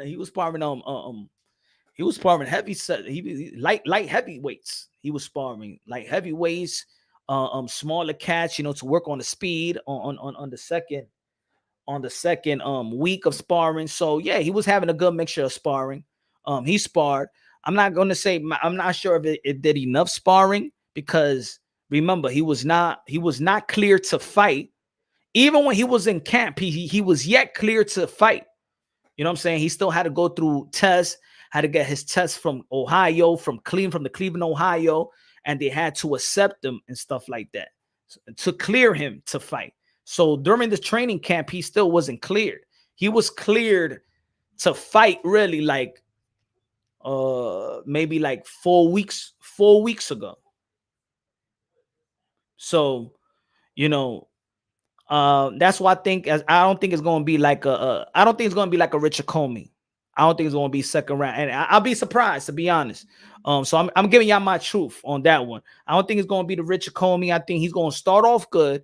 I think there might be a position that he might get caught with a good shot that's going to have him retreating, and then thinking smart, outboxing, and then gain his that rhythm again, and then stop him. In my opinion, think Tio will stop him though. I got him winning, but Probs not stopping him. You know what I'm saying? Look, if it took a while for him to get cleared, so during that time that he's been off, some certain fighters they keep sparring.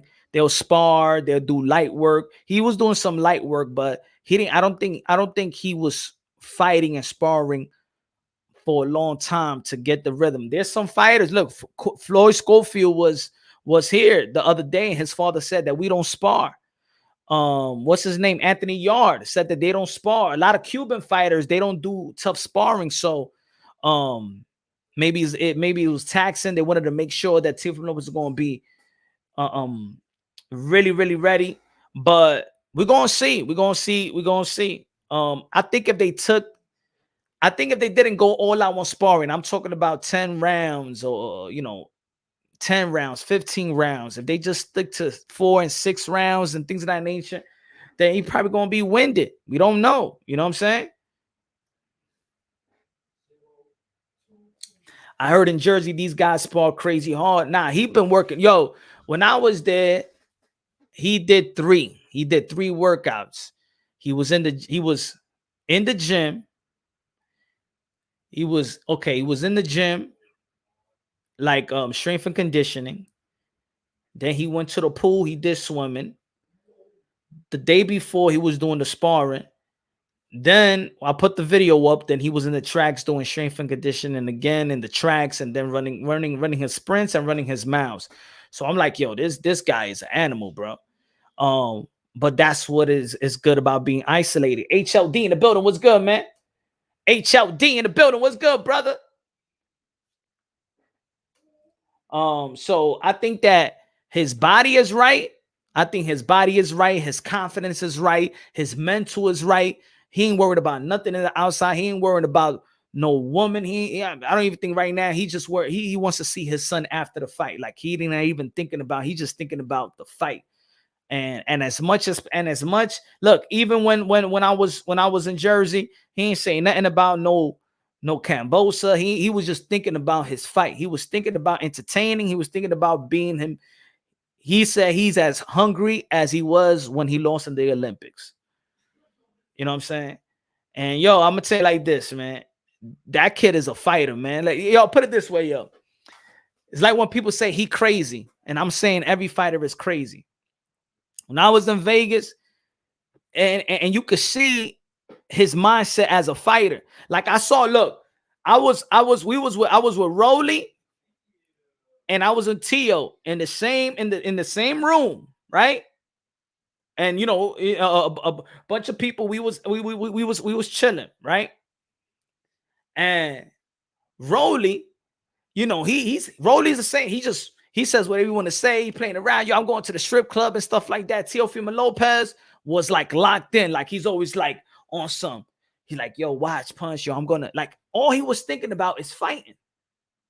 And I'm telling my mind like, yo, this guy's crazy, because that's all he was thinking about. It was just fighting. At this moment, he don't know when he's gonna fight, and all he's like, yo, watch. I'm telling you, people gonna know, man. Watch, I'm gonna be the greatest. Watch. This is like, you're not even in no fight mode, nothing. It's people, it's family, it's nothing. And Rolly is just chilling, talking about girls, and Tio's just like locked in. Like you can see that this kid is about that life. You know what I'm saying? And he was not trained. It's not him training. Watch. I'm gonna show the people. Watch. I'm gonna take it back. Man. Watch. These fighters, man, they ain't all that, man. Watch. I'm gonna take it back, man. Watch. I'm gonna be the one. I'm gonna take it back to Roberto Duran and Sugar Ray Leonard, man, to those days, man. I'm in the wrong era, man. I'm in the wrong era. He's saying this is no camera. This is no trying to. This is him. That's Teo. That's Teo. Teo, when he beat Lomachenko, he wasn't even happy. Like it wasn't even nothing. Motherfucker was still tight. Yo, I had to say that shit. Fucking Teo was still tight. Like, yo, my man, you good. Fuck the haters. Yo, he's like, nah, man, you don't know what I did, bro. Ain't nobody doing it like me, man. For real, man. These motherfuckers don't respect me, man. They don't respect me, yo. I'm trying to bring that retro back. Yo, this is without no camera. This is him. Like, this is him. That's why I respect the Lopez, man. Because they don't sugarcoat shit. This is who they are, bro. This is them. What you see is what you get. Ain't no fuckery, ain't no fake. He don't got no entourage. He don't got no best friends around and stuff like that. Nothing. It's everything. It's just boxing. You talk to his father all day, it's boxing all day. Him all day, he want to fight somebody all day. That's them. You know what I'm saying?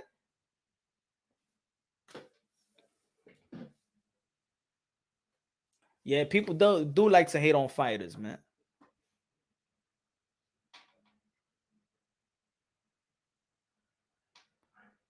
Yo, like I never heard, like, even when I remember with Rolly went to the strip club. Tell man, I'm going home. And that right there showed me, damn, this is why I say this kid is special. You know what I'm saying? I remember I said, man, drop the fucking belts, man. You don't need them shits, man. That's it. You beat the man. You became the man, man. Don't gotta kill yourself for nobody. You a good hype, man. Now, I'm just real with it, man. I'm just real. Trust me, I'm a hype man for all the fighters, though. I'm a hype man for all the fighters. I talk about like that, all the fighters. I think that people just want to listen. People just people time in on, let's say, on Tio. I'm a fan of Tio. Yep. And that's my and that's my brother. Yeah. But I'm a fan of Jamel Charlo. I'm a fan of Canelo. I'm a fan of Demetrius Andrade. I'm a fan of even the young fighters and Ben Whitaker. You know what I'm saying? I'm a hype man for Keyshawn Davis. Everybody, every fighter I speak to, man, I like I'm talking to a fucking a comic book hero, something like that. That's the way I look at fighters, man. I got respect for them.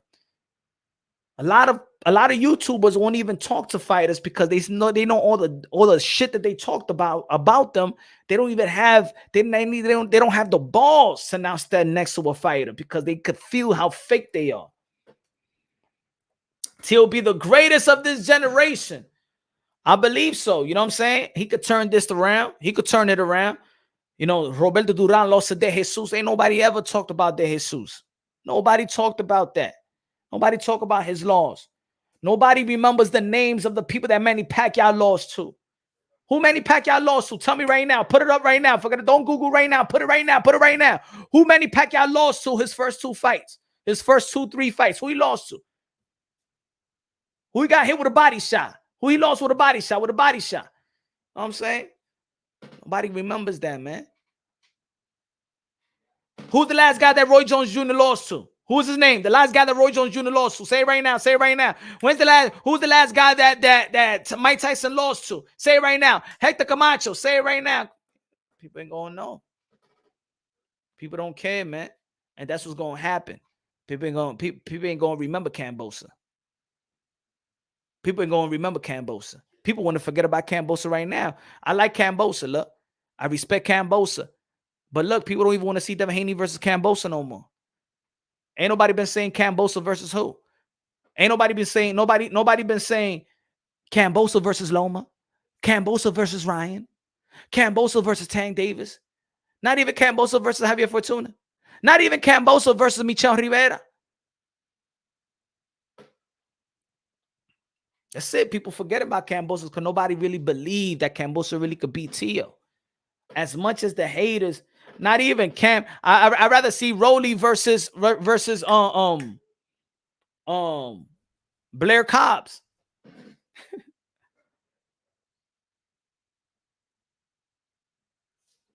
Kings of the Commonwealth in the building. La ofrenda está ahí, la ofrenda de la iglesia después de Dronky. So look, the moral of this, man, is T.O. crazy? He's real crazy. He's real crazy. But all these fighters are crazy. They make a living doing crazy shit. Let's not forget how dangerous the sport is. Let's not forget that we know you don't play boxing. You don't play boxing. An 18-year-old fighter just died a couple of weeks ago. Several months ago, a woman died in the ring. A month ago, the African fighter that, you know what I'm saying, he was swinging at the ref or swinging at himself. You know what I'm saying? He died in the ring. Let's not forget that this ain't an easy sport. It's crazy. Their family thinks they're crazy. Their friends think they're crazy. And when you have enough money, look at Manny Pacquiao. Why Manny Pacquiao kept on fighting? He got all the money. He's a senator. He's good. He got his wife. He got his faculties. Why he keeps on fighting? Nonito Doné got everything. Nonito Doné got everything. That's a crazy motherfucker too. Nonito Doné is crazy. Let me know, Nonito, if you're still on and you know you crazy. Got the leather gloves in his back ready to rumble anybody in Las Vegas. Nonito Doné is crazy. These fighters are crazy, man. Nonito Doné. Lolita got a pair of gloves in his back pocket. If somebody look at him a wrong way, say something, he's putting these gloves on. Lolita crazy. I say, yo, Lolita about to fuck somebody up right now. I say, yo, what you got those gloves for? I say, yo, now I'm about to punch this guy. Oh shit. T will be all right. T will be all right. His performance and winning the ring was solidify his legacy against any petty hate or negative options. Facts. Facts, HLD. Nah, for real, Husto. I'm telling you. I've been with Onito, man. These guys are crazy. Who else? Who else? Fernando Vargas. Fernando Vargas, a guy came like to take a picture, and Fernando be like, yo. He goes, I want to take a picture. I said, man, all you have to do is ask. But please don't ever come from behind like that. All you have to do is ask. And I'll take a picture with anybody. Yo, but Fernando Vargas was, yo, he had like that. Yo, they have this eye. He had like the eye of the tiger. Like he like, yo. Oh, I just wanted a picture. All you got to do is ask. Don't you ever come behind me ever again. Just ask and I'll take a picture with anybody. Yo, the good thing and the funny thing is, I was about to like, say, say get a selfie or whatever. But I saw how he was already tight, but he was still he hold himself. These fighters, man. It's like saying Mike Tyson ain't crazy. Of course he crazy, man. That's what we love about these fighters. It's because they crazy. They wanted to do something that we don't have the balls to do. We don't have the balls to make a living getting punched in the face. We don't make that. We don't got the heart. That's not the profession. I hate being associated with evil, but I'm obsessed with Pandin.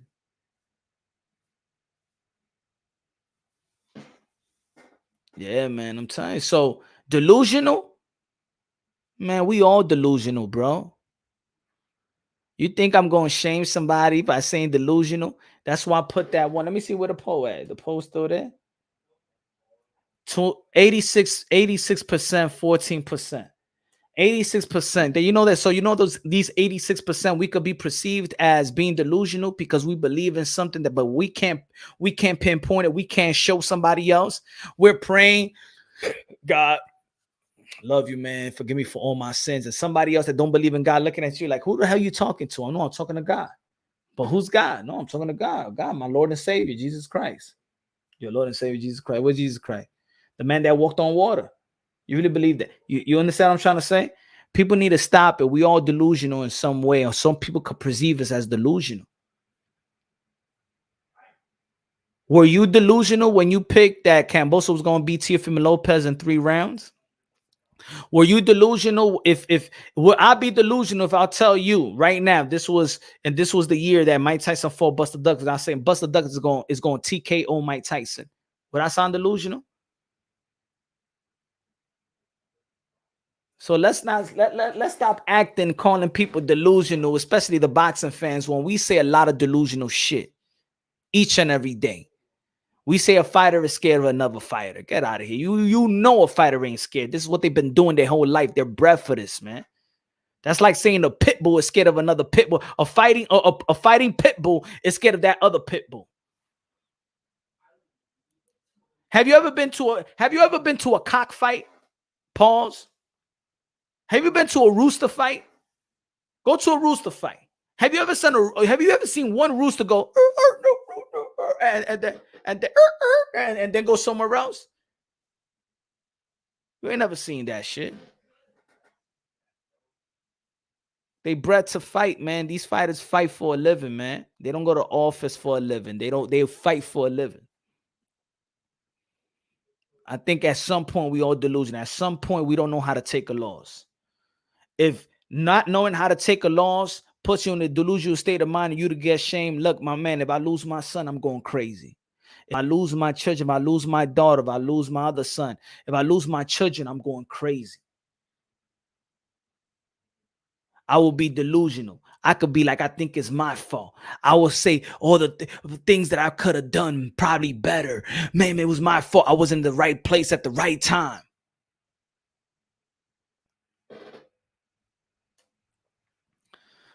Riel said, you know, I rarely agree with you, but I'll never hate on your passion for the sport. Keep it up. Gracias, Riel. Pero, ¿por qué tú no, por qué you don't agree con Ponche Dronky, my friend?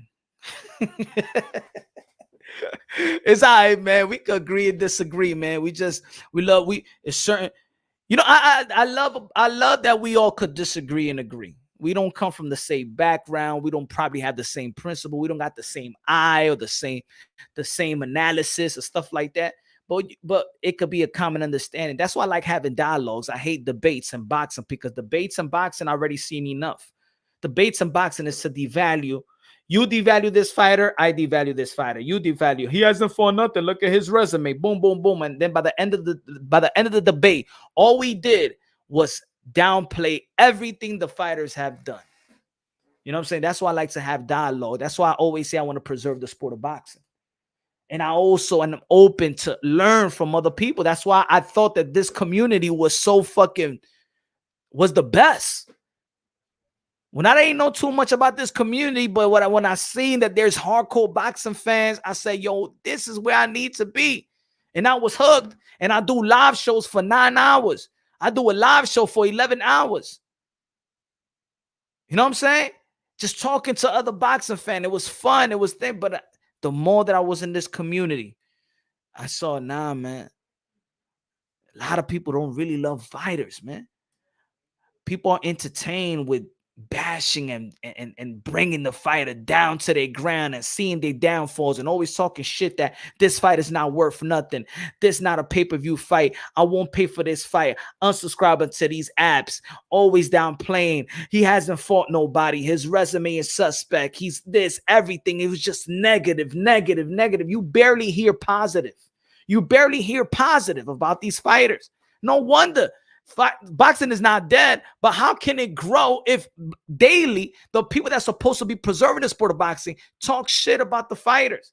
That's why I went in on what's his name on Rick Glazier on Rapstar Boxing Knowledge on channel, because that's all you do each and every fucking day. A guy that's in the sport of boxing that makes a living out of these guys, and you talk shit.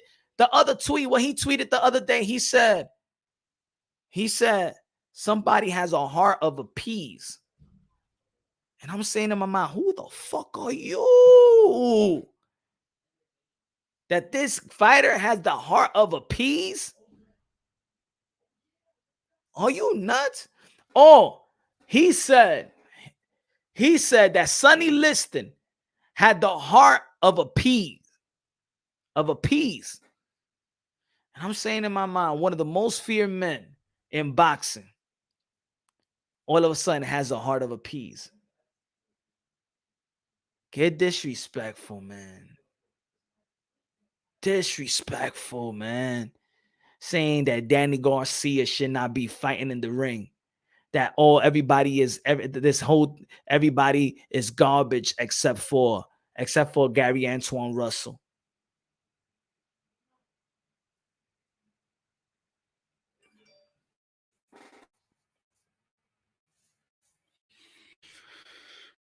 There's a difference between delusion and opinion. Was Brown delusion when he said he beat Pacquiao?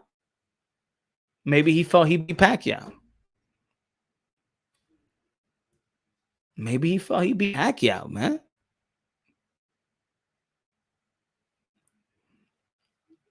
Maybe it's his opinion. Maybe it's a delusion. I'm not saying that he's not delusional. I'm not saying that a person can't be delusional. I'm not shaming the person for being delusional all the time.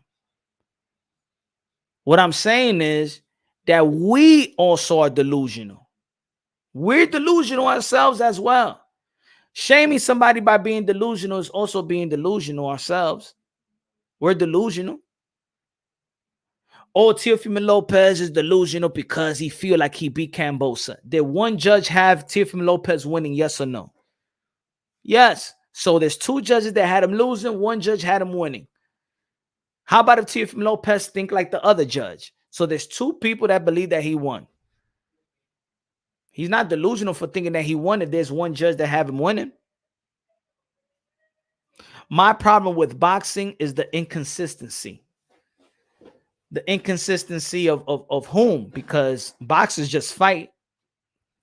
The inconsistency of narratives, of content, of praising one and not fame and not praising the other, criticizing one and not criticizing other.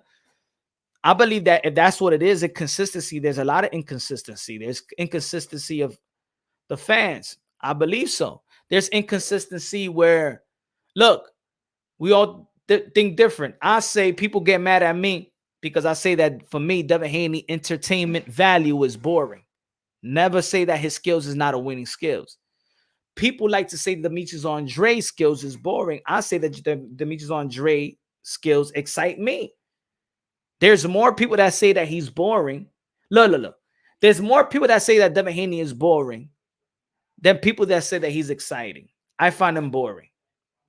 There's more people that say that Demetrius Andre is boring. I find him as an exciting fighter. For me. But then I'm not going to neglect what most people say.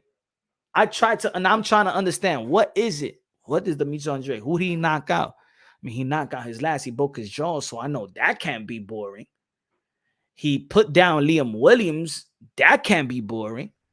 He knocked out, he stops 4 of his last 6 opponents. I'm trying to figure out where's the boringness coming from. That's just me.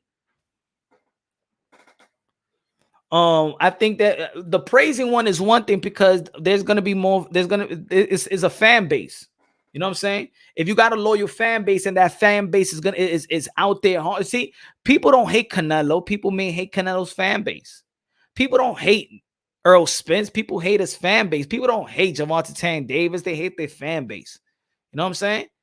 People don't hate Bud Crawford.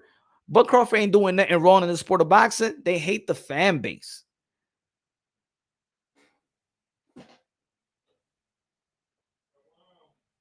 Facts, Stephen Brown. I call that out as well. You know what I'm saying? But then Stephen Brown, you got to understand, are these channels catering to what the subscribers want to hear? And that's what's happening in the YTBC. That a lot of channels that are successful, have good traffic, good views, are abandoning the talking real about boxing and now trying to sustain what got them that spurt. Look, talking shit about Boo Boo Andre and Charlo, anybody that's linked to Canelo Alvarez, talking shit about them brings numbers. Talking shit about Canelo Alvarez brings numbers. Canelo Alvarez have a lot of fans. Canelo Alvarez have a good amount of haters that they're going to support those channels that hate on Canelo Alvarez. There's going to be channels out there that support Canelo Alvarez. So there's people that's capitalizing off the channel. This is why here I get subscribers when I talk about Canelo. I talk about Demetrius Andre. I lose those subscribers right back. You know what I'm saying? Because I keep it unbiased. People don't like that. People always, I come in the boxing community, they always talk about, oh, I hate this channel because they're very, very biased and very, very racist and very whatever. But I could talk about Canelo and give Canelo the ultimate props, and I could talk about Demetrius Andre and give him the ultimate props. You know what I'm saying? How many channels could do that? How many channels in the YTBC could do that? How many channels could give Earl Spence a major credit and give Bud Crawford major credit? It's either you are in the cult that hate PBC, you in the cult that hate top-ranked Bob Arum. You know what I'm saying? I talk great about Gervonta Tank Davis. I critique Gervonta Tank Davis. I talk great about Shakur Stevenson. I could critique him, especially in a little bit in the past. Devin Haney.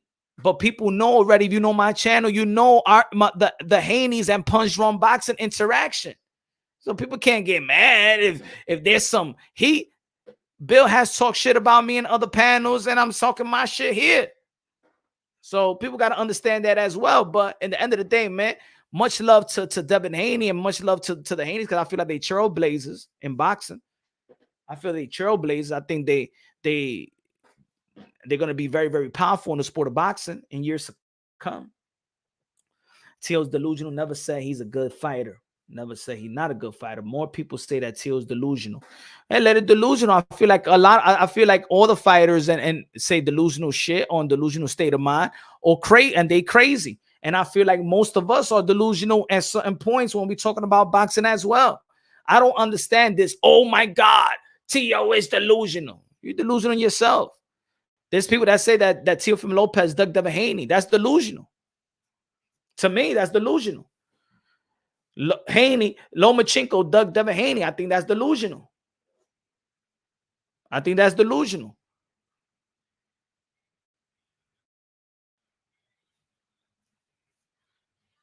Saying that Javante Tank Davis is scared of all these guys is delusional to me.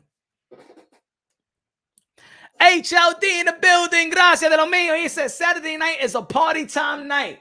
Got my two favorite fighters performing, and I will Xander Zayas. And I most definitely have two gatas overperforming on me. Let's go. Yes, I believe in God. Perdóname, Dios, porque voy a pasar toda esa noche. Good looking now, HLD. Ay, ten cuidado. No guíe, HLD, no guíe. Y ten cuidado que ese que te está bailando no tiene una mujer que tiene pinga, ¿oíste? Tú tienes que chequear todo.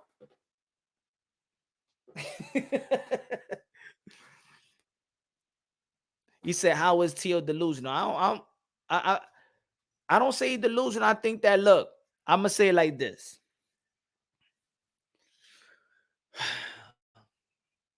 It's like when we was talking about Deontay Wilder. Good looking at HLD. Appreciate you, brother. For real, always. Deontay Wilder. Oh, man, he got these excuses. Damn, what's happening to he's delusional. He's delusional. Then I got to the point where like, all right, man. All right, that's it. Let's not act like the only thing that I didn't like, to be honest, that I really took it serious is what he said about Mark Breland. You know what I'm saying? Bringing him down and you know what I'm saying? I think that was fucked up in my opinion. That was like real effed up. But I also when I look back and I just sometimes we gather ourselves because we like to keep riding the wave in YouTube. Let's be honest. We all humans. We like keep riding the wave. You know what I'm saying? That, you know what I'm saying? It's funny. You know, when you have a content and it's funny and people find it funny and you know what I'm saying? Going in on Deontay Wilder throughout the shit was just content. It was just too easy, right? But if we really think about it, it's like I was saying earlier, man, ain't nobody could take a loss easy. If you take a loss easy in your life, that means you've been losing. You used to losing. You're used to losing. You know what I'm saying? But ain't nobody could take a loss easy when you lose your first lady or whatever. You know what I'm saying? High school girl. You've been down for a couple of days or a time. When you lose your job or you get laid off or you can't find a job. You know what I'm saying? Or you may fail a test. And you feel like you lost, and you feel maybe you don't feel like you're smart enough. You know, some people can't handle losing, man. I know people that depressed because I know one of my boys, he lost his son. He ain't never the same, man. Yo, you gotta get over it. I can't even tell my boy that. I can't even tell my boy that. Shit, you tell my boy that he has some drinks in him. You can't tell him get over your son's death. You gotta live your life. How you gonna live your life if this is your life? How are you gonna take a loss real good if everything you've done in your life was to be a winner in that ring and all the preparation? And in boxing, you lose one time and your stock drops very, very low. It's not like losing a basketball game. So they lost. When LeBron James loses, he does a press conference. He'd be like, yo, we get him, we get back, you know, we go back to the drawing board, and then tomorrow we got another game, and we can't stay stuck on this loss. We got to keep on moving. right? Those are basketball plays. Those are baseball plays. 80, 100, 162 games.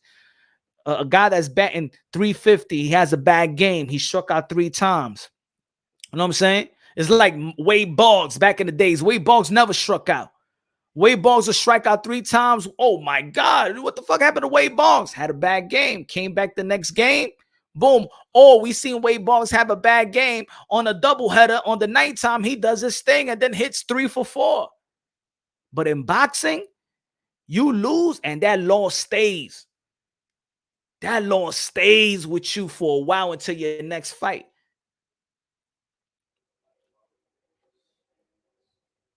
Pound for pound, I try. But that's what I'm saying, Stephen Brown. That is true. We shouldn't shame a fight of losing. You know what I'm saying? We critique him. We got to critique him. And, we critique him, especially if they lose to a guy that we thought he should have never lost. But we're fans. That's why we like to pick and choose.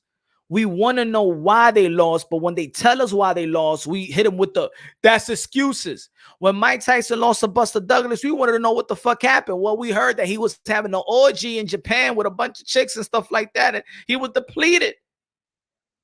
And then we were like, I understand, the reason why he lost was he was out there in the club having too much fun. We understood that. It's not an excuse, right? But we understood that wasn't Mike, because if Mike was focused like Customano, we know. To this day, tell me, anybody in the chat, is Buster Douglas better than Mike Tyson?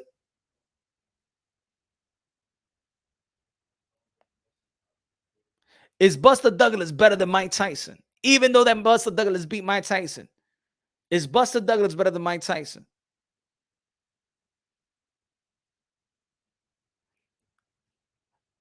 If Mike Tyson was just strict in his training, never went out, never partied, never drank, never did coke, nothing. Do you think that Buster Douglas is better than Mike Tyson? We all know boxing. Hell no. Hell no, Buster Douglas ain't no better than Mike Tyson. But did he beat Mike Tyson? Yeah. But we as boxing fans know he's not better than Mike Tyson. We know that. Diaz, what's good, brother? I just want to thank you for your hard work, Punch. Us boxing fans appreciate the content, man. Thank you, man. I appreciate you, brother. I appreciate y'all, man. I appreciate y'all, man, for real, man. Thank you. God bless, for real, for real. Thanks for the support, man. Thanks for the support, Diaz. God bless, man. Nah, but of course, that's why we know, and that goes the same way with Teofimo Lopez Cambosa. We know Cambosa's not better than Teo. So even in the comment section, when people be like, "Oh, yo, but Cambosa beat Teo and Haney outboxed Cambosa easily, so Haney is better than Teo." Nah, you can't hit that triangle theory on me. You don't believe that Cambosa is better than Teo. That's why, and pugilists of the game and media, independent media, don't believe that Cambosa is better than Teo. Ain't nobody put Cambosa on the pound for pound list. Teofimo Lopez beat Lomachenko. They put him on the pound for pound list, top 5, because we know what he did, and he ain't do no easy. It wasn't like an easy easy knockout, or no. We saw a whole ultimate chess match, 12 rounds. We saw him outbox him, and then we saw Lomachenko try to rally up, and then with that 12th round, when that's it, it's do or die, Teofimo Lopez closed the show. We saw who was better.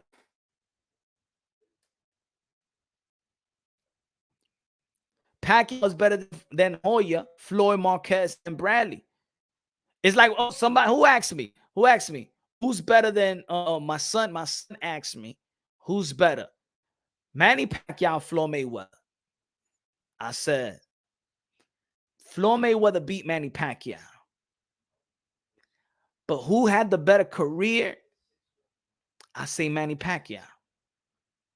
Even if Floyd beat Manny Pacquiao, I think Manny Pacquiao is better. It's an opinion. It's debatable. We can have a dialogue. we can have a whole live conversation talking about who's really better.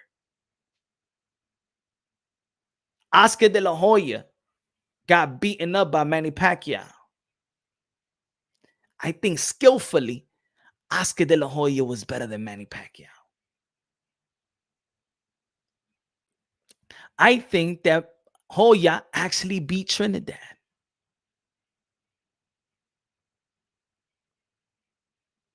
Tough. But just because this guy beat, look, Mike Tyson lost to a couple guys. Roy Jones Jr., look at his career. He lost a couple guys that stopped him and knocked out. I don't remember their names. You don't remember their names. Do I think they better than Roy Jones Jr.? No. I don't even think Antonio Tarver is better than Roy Jones Jr. I don't think he's better than Roy Jones Jr. Do you think that Antonio Tarver is better than Roy Jones Jr.? I don't think so. Just because he beat Roy Jones Jr., that don't mean he's better than Roy Jones Jr. Not in mine. It's weird to say it, right? I don't think he's better. I'm from the belief that elite fighters should fight elite fighters that when we know what's the yeah, but how do we know that? How do we know that who's elite if we always keep on downplaying them? How do we know who's elite? That's why I say we can't be downplaying fighters like that all the time. We can't be saying that these fighters ain't fighting nobody, because it's like Bud Crawford. Bud Crawford is never fighting somebody. He don't fight nobody. He don't fight nobody. So if he beats Earl Spence, or let's say, no, if Earl Spence beat Bud Crawford, who's Earl Spence beating? Because Bud Crawford ain't never beat nobody. Does he get ultimate credit? You see? These fools got to stop it. Even though Tio lost a split decision, who gave Cambosa a worse beatdown, Teofimo or Cambosa. Enough said. I said that in one of the comments. In one of the comments, I said that HLD. They said, but Haney beat, Haney beat Cambosa, but Teofimo Lopez beat up Cambosa more than Haney beat Cambosa, and it was a 12-round, you could say, boxing clinic. He outpointed a man. These guys was beating each other up. Cambosa, Tio was beating each other up. Haney outpointed a man. It's a difference between outpointing somebody and beating somebody's ass. I think Prince was better than Berea, but lost due to self-destruction. You know, that could be something right there too. I'm all about the storyline as well, man. And that's what I mean. So you're right about that, Stephen Brown. It's very inconsistency. It only depends on what fighters you want to cater to. It only depends on what fighter you want to cater to. You know what I'm saying? That people want to cater to. So there is a lot of inconsistency. So that's why we go live and we do these contents to bring to make it more consistent. Virgil Ortiz, he ain't beat nobody. Michael McKinson, who he beat? Hooker, who he beat? Mean Machine, who he beat? All right, so if he ain't beat nobody, then damn, he ain't nobody then. We got to understand there's journeys, man. We got to understand. We hardcore boxing fans got to be the one with the eye for talent, man. We the one that got to be with the eye for talent. We the one that got to be the hardcore boxing fan. We got to be the one that's breaking it down unbiasedly, logically, and objectively. I just think that the boxing fans nowadays have become straight up beta males watching boxing. Oh, he got hit. Oh, he got hit. Oh, he got dropped. Oh, he exposed. You know what I'm saying? Like, let's be honest. We're hard on Edgar Berlanga. Pause. We're hard on him. We act like he lost. Let's be honest. We talk, the last two fights, we've talked so much ish about that kid. Right? He still haven't lost. We're acting like he's lost because what we don't like is his hype. We should be liking that he has hype, and we should be liking that he could have a crowd bringing into the sport of boxing. Do we want him in the club? No. We don't want nobody in the club. But let's be honest, this is their life as well, man. I remember when we won the Little League, man, they give us champagne bottles. We was drinking it in the Little League. We celebrated, man. You celebrate the hard work.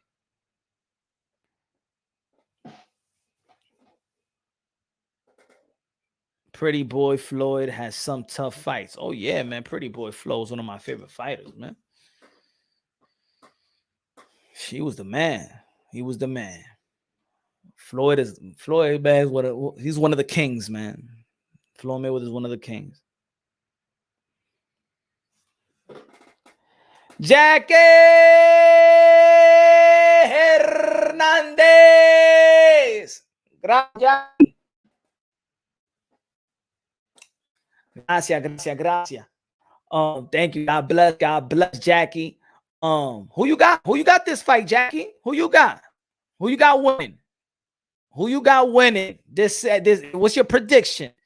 Teofimo Lopez knockout, going to hold 10. He's going to the hold 10. Is he going to struggle? What you think, Jackie? Floor was boring just like Haney. Hell no. Nah, Gilbert. Hell no. I don't like that comparison at all. I feel like that's a totally disrespecting Floyd Mayweather. Pretty Boy was exciting, bro. Pretty Boy was exciting. The reason around that time, the most exciting fighters around their time was Roy Jones Jr. and Prince Nassim. And they was just exciting to the 10th power. We still have not seen Roy Jones Jr., that speed and power Roy Jones Jr. and Prince Nassim. So in that era, it was hard to say that Pretty Boy was the most exciting one. But he was an exciting fighter, man. He was an exciting fighter. He put some combination. That Gotti fight was exciting to me. That Gotti fight was exciting to me. Corrales fight was exciting to me. Pretty Boy Floyd was exciting. Nothing like Haney. Haney was never that.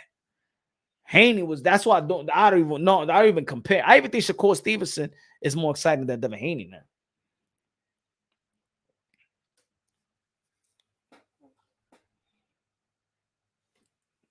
Now, I'm not going to compare a 38-year-old or a 37-year-old Floyd to a nah, you got to compare when he's young. That Gotti fight was brutal. Hell yeah. That's exciting, bro. He put a beat down, boxing clinic. He showed everything in his toolbox. He put everything in his toolbox. He put everything on display. Nah, Gilbert. I'm sorry, brother. I don't like Berlanga because he's just not a good fighter while using Boricua card to sell. Well, is it Berlanga or is it Top Rank? You know what I'm saying? HLD is a smart thing, you know? Wasn't he born in Puerto Rico anyway? He was born in Puerto Rico. Berlanga, I'm speaking of. Gotti took a beating. Hell yeah. And that's what, and you know what? You know what I say that make a statement?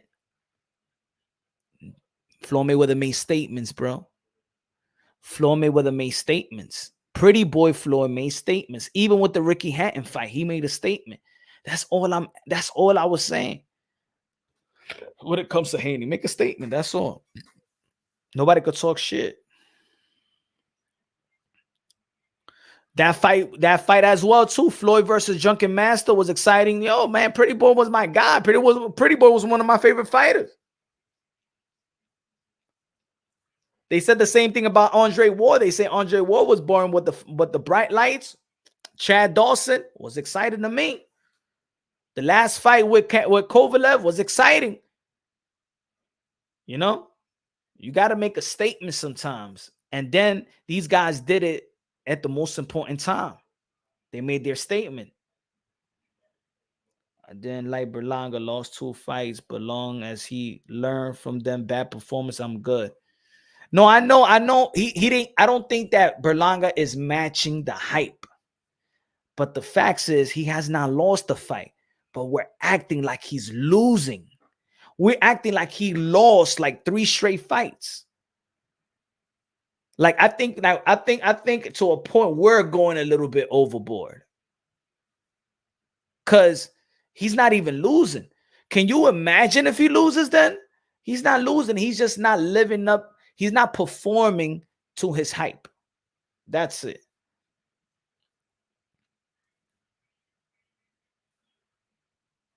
He said, me pone a dormir. Diablo. When I'm doing a live show, mira, I don't even know where I find the energy. Yeah, it's only because of the 16 KO in a row. And you know what I'm saying? That's supposed to be something good though, right? That's supposed to be something like, hey, yo, 16 KO. But you know what other people was trying to do is saying, let's see what he could do when he passes more rounds. And then when he started passing rounds, like, like we wanted, not me, because I even did a content of blasting people that's saying that he should go more rounds. I don't want to do overtime if I'm working, you know what I'm saying? And I get paid for it, and I'm going to get paid the same shit. You know what I'm saying? But I think people was waiting for Erga Belanga's downfall. I'm saying, and we have a hood mentality, man. It's like it's our culture, man. It's the Black and Latino culture in our community. You know what I'm saying? We want to see a downfall. We can't see that guy. I'm saying, oh yeah, he'll you know what I'm saying? It's like that.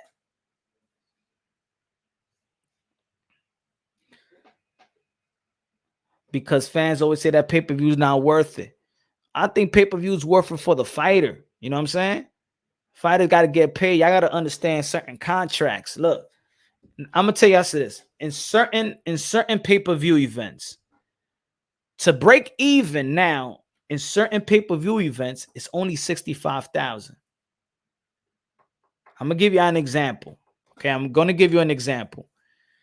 Breaking even in pay-per-view, I'm gonna give you one example, and this is information. I'm not gonna name the names. But so y'all can understand. They break even at 65,000. Every 100,000, it's another million or 1.2 million, depending on the contract, whether it's a 70-30 split, 60-40 split, 50-50 split, whatever. So I think it's 2 million. A million something, depending on the contract, could be from 1.2, 1.5, 1.7, 2 million, 2 million per 100.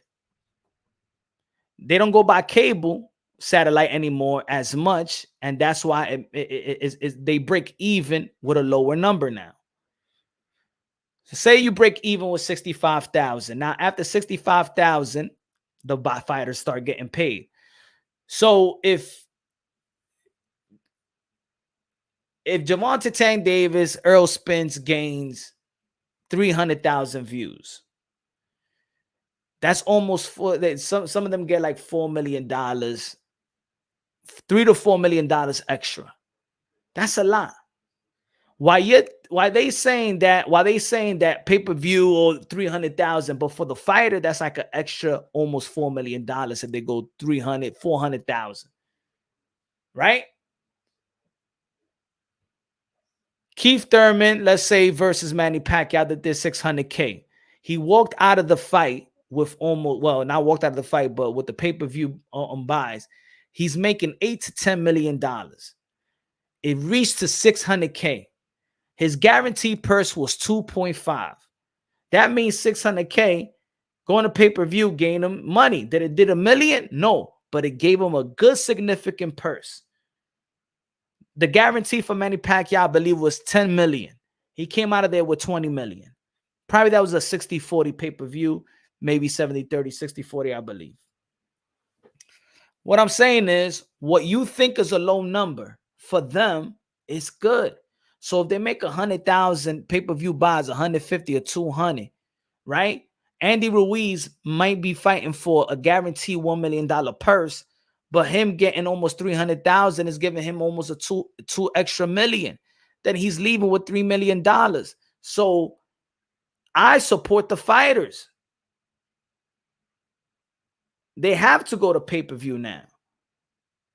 Unless if they're gonna have some good sponsor on free TV. But these fighters get money on these fighters. Some of these fighters get more money, man. Some of these fighters get more money.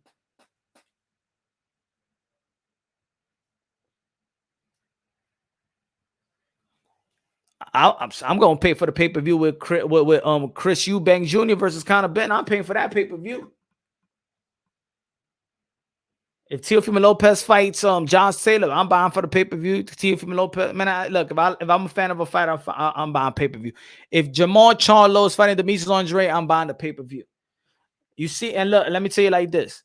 What did Steven Espinosa said about Jamal Charlo and Demetrius Andre?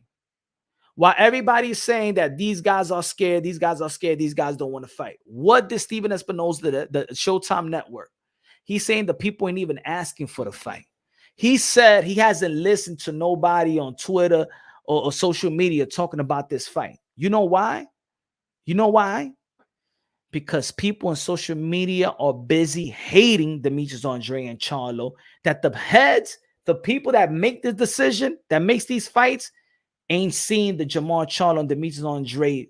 We're not. And this is what I'm saying. We remember I said Jamal Charlo versus Demetrius Andre. Middleweight will be the Hearn versus Hagler. And all you see in my comment section, they ain't no Hearn, no Hagler. They ain't, man, I'd rather hype a fight. I want to see the fight, hype it up. And now you hear people saying the fans don't want that fight. Yeah, the fans want that fight, but people in YouTube keep shitting on Demetrius Andre and keep shitting on Jamal Charlo just for the benefit to have good views for a Canelo channel. And then y'all be like, oh, but Demetrius Andre and Jamal Charlo, fuck that, man. That shit is a fucking great fight in the sport of boxing. That's top 5 if it happens. Top 5. Middleweight, unified champions. Come on, man.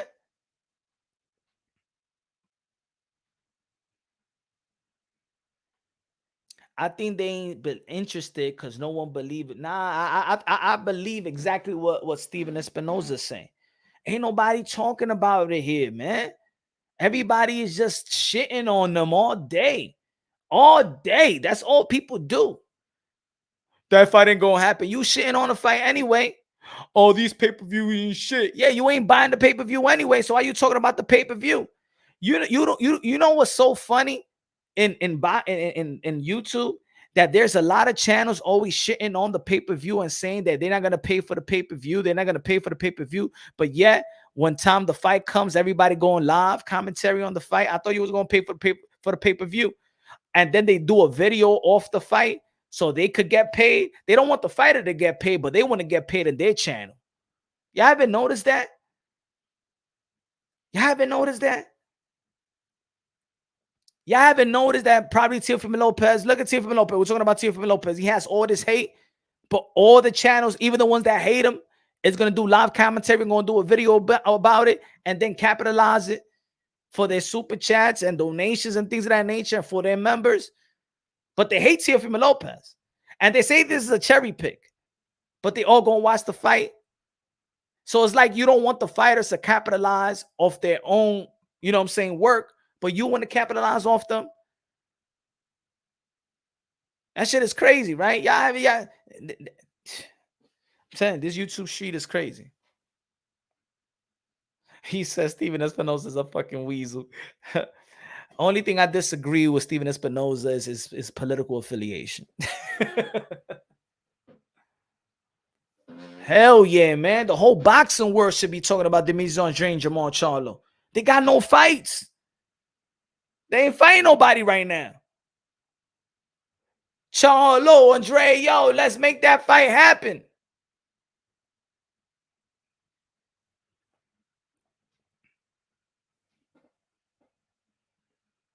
He said we didn't ask for Charlo versus Sulecki.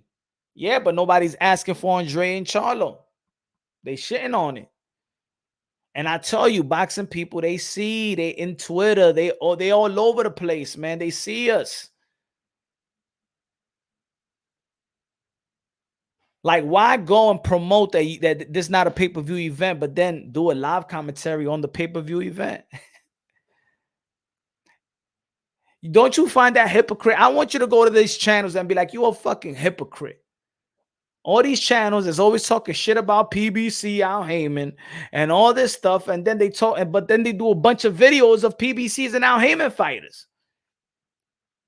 And when somebody sends them, so they'd be like, thank you. They capitalize talking about Earl Spence and Bud Crawford as well. Man, I'm buying for the pay-per-view. I'm buying the pay-per-view. 1, because of the fighters.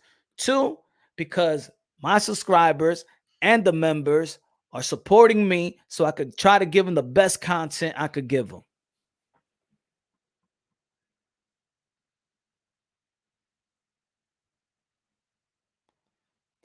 Right of the storm, you know what it is? When I was talking to the WBO last year, the WBO and the WBC, they said that they was trying to work together to trying to figure out a way how to mandate their champions. That's why you've seen the WBO and the WBC actually working together in certain fights. You know what I'm saying? If you look at Luis Neri, he won the WBC and the WBO interim. HLD said that's in the boxing voice all over Teo's nuts lately after spewing all the hate before sellouts, hypocrites. I don't know. I haven't watched the show. I haven't watched the show in a while. I haven't watched the show in a while, but I think maybe, I don't know, maybe because he was going back to Las Vegas and going to the gym and going back to Las Vegas, and maybe they didn't want to look like a bunch of haters going to the gym. So they try to maybe be nice to him before they go to the gym and give him some interviews. Hey, yo, if I don't like nobody, I ain't doing shit, bro. Or if I feel like they don't like me, that's it. I'm not going to say I don't like, but when I was doing the Amanda Serrano and Katie Taylor, Bill Haney and Devin Haney there, we've been going back and forth just off the energy. I didn't know. It was cool. I said, what's up to Devin Haney? I said, what's up to Bill? They said, what's up to me?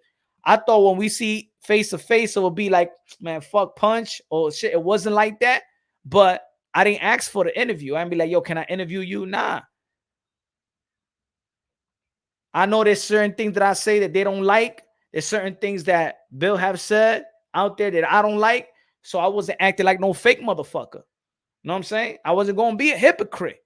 So if they'd be like, hey, yo, let's do an interview, then I'll do the interview. But everything was cordial. I was cool with Dev. He was cordial with me. Bill was cordial with me. I was cordial with him. Everything was good. Everything was solid. You know what I'm saying? But at the same time, I'm not going to be like, yo, can I get an interview knowing what I say about you and what I say about and what I say about me? So that's why we was having a conversation. We walked to the escalator, talking about the fight, talking about what's next and things of that nature. But I wasn't there. Can I get an interview? That's it. You know what I'm saying? I wasn't going to be a hypocrite. You feel me?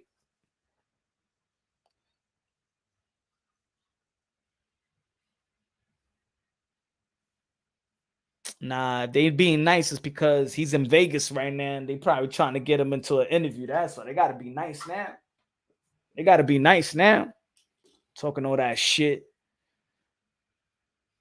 Shout out to them, though.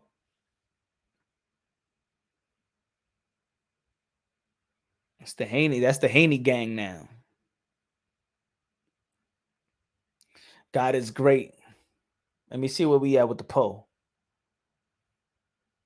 86-14. But yo, man, gonna spend some time with the kiddos and stuff like that, man. So I love y'all, man. Tomorrow, I don't know. I think Rapsto was going to go live. Not sure if he's still here, but he said he was going to go live. Probably go drop a video. Probably get an interview with Teofimo Lopez Sr. or Jr. Maybe tomorrow. Let's see if they're not too busy. But everybody have a great night. Love y'all. God bless, and on to the next.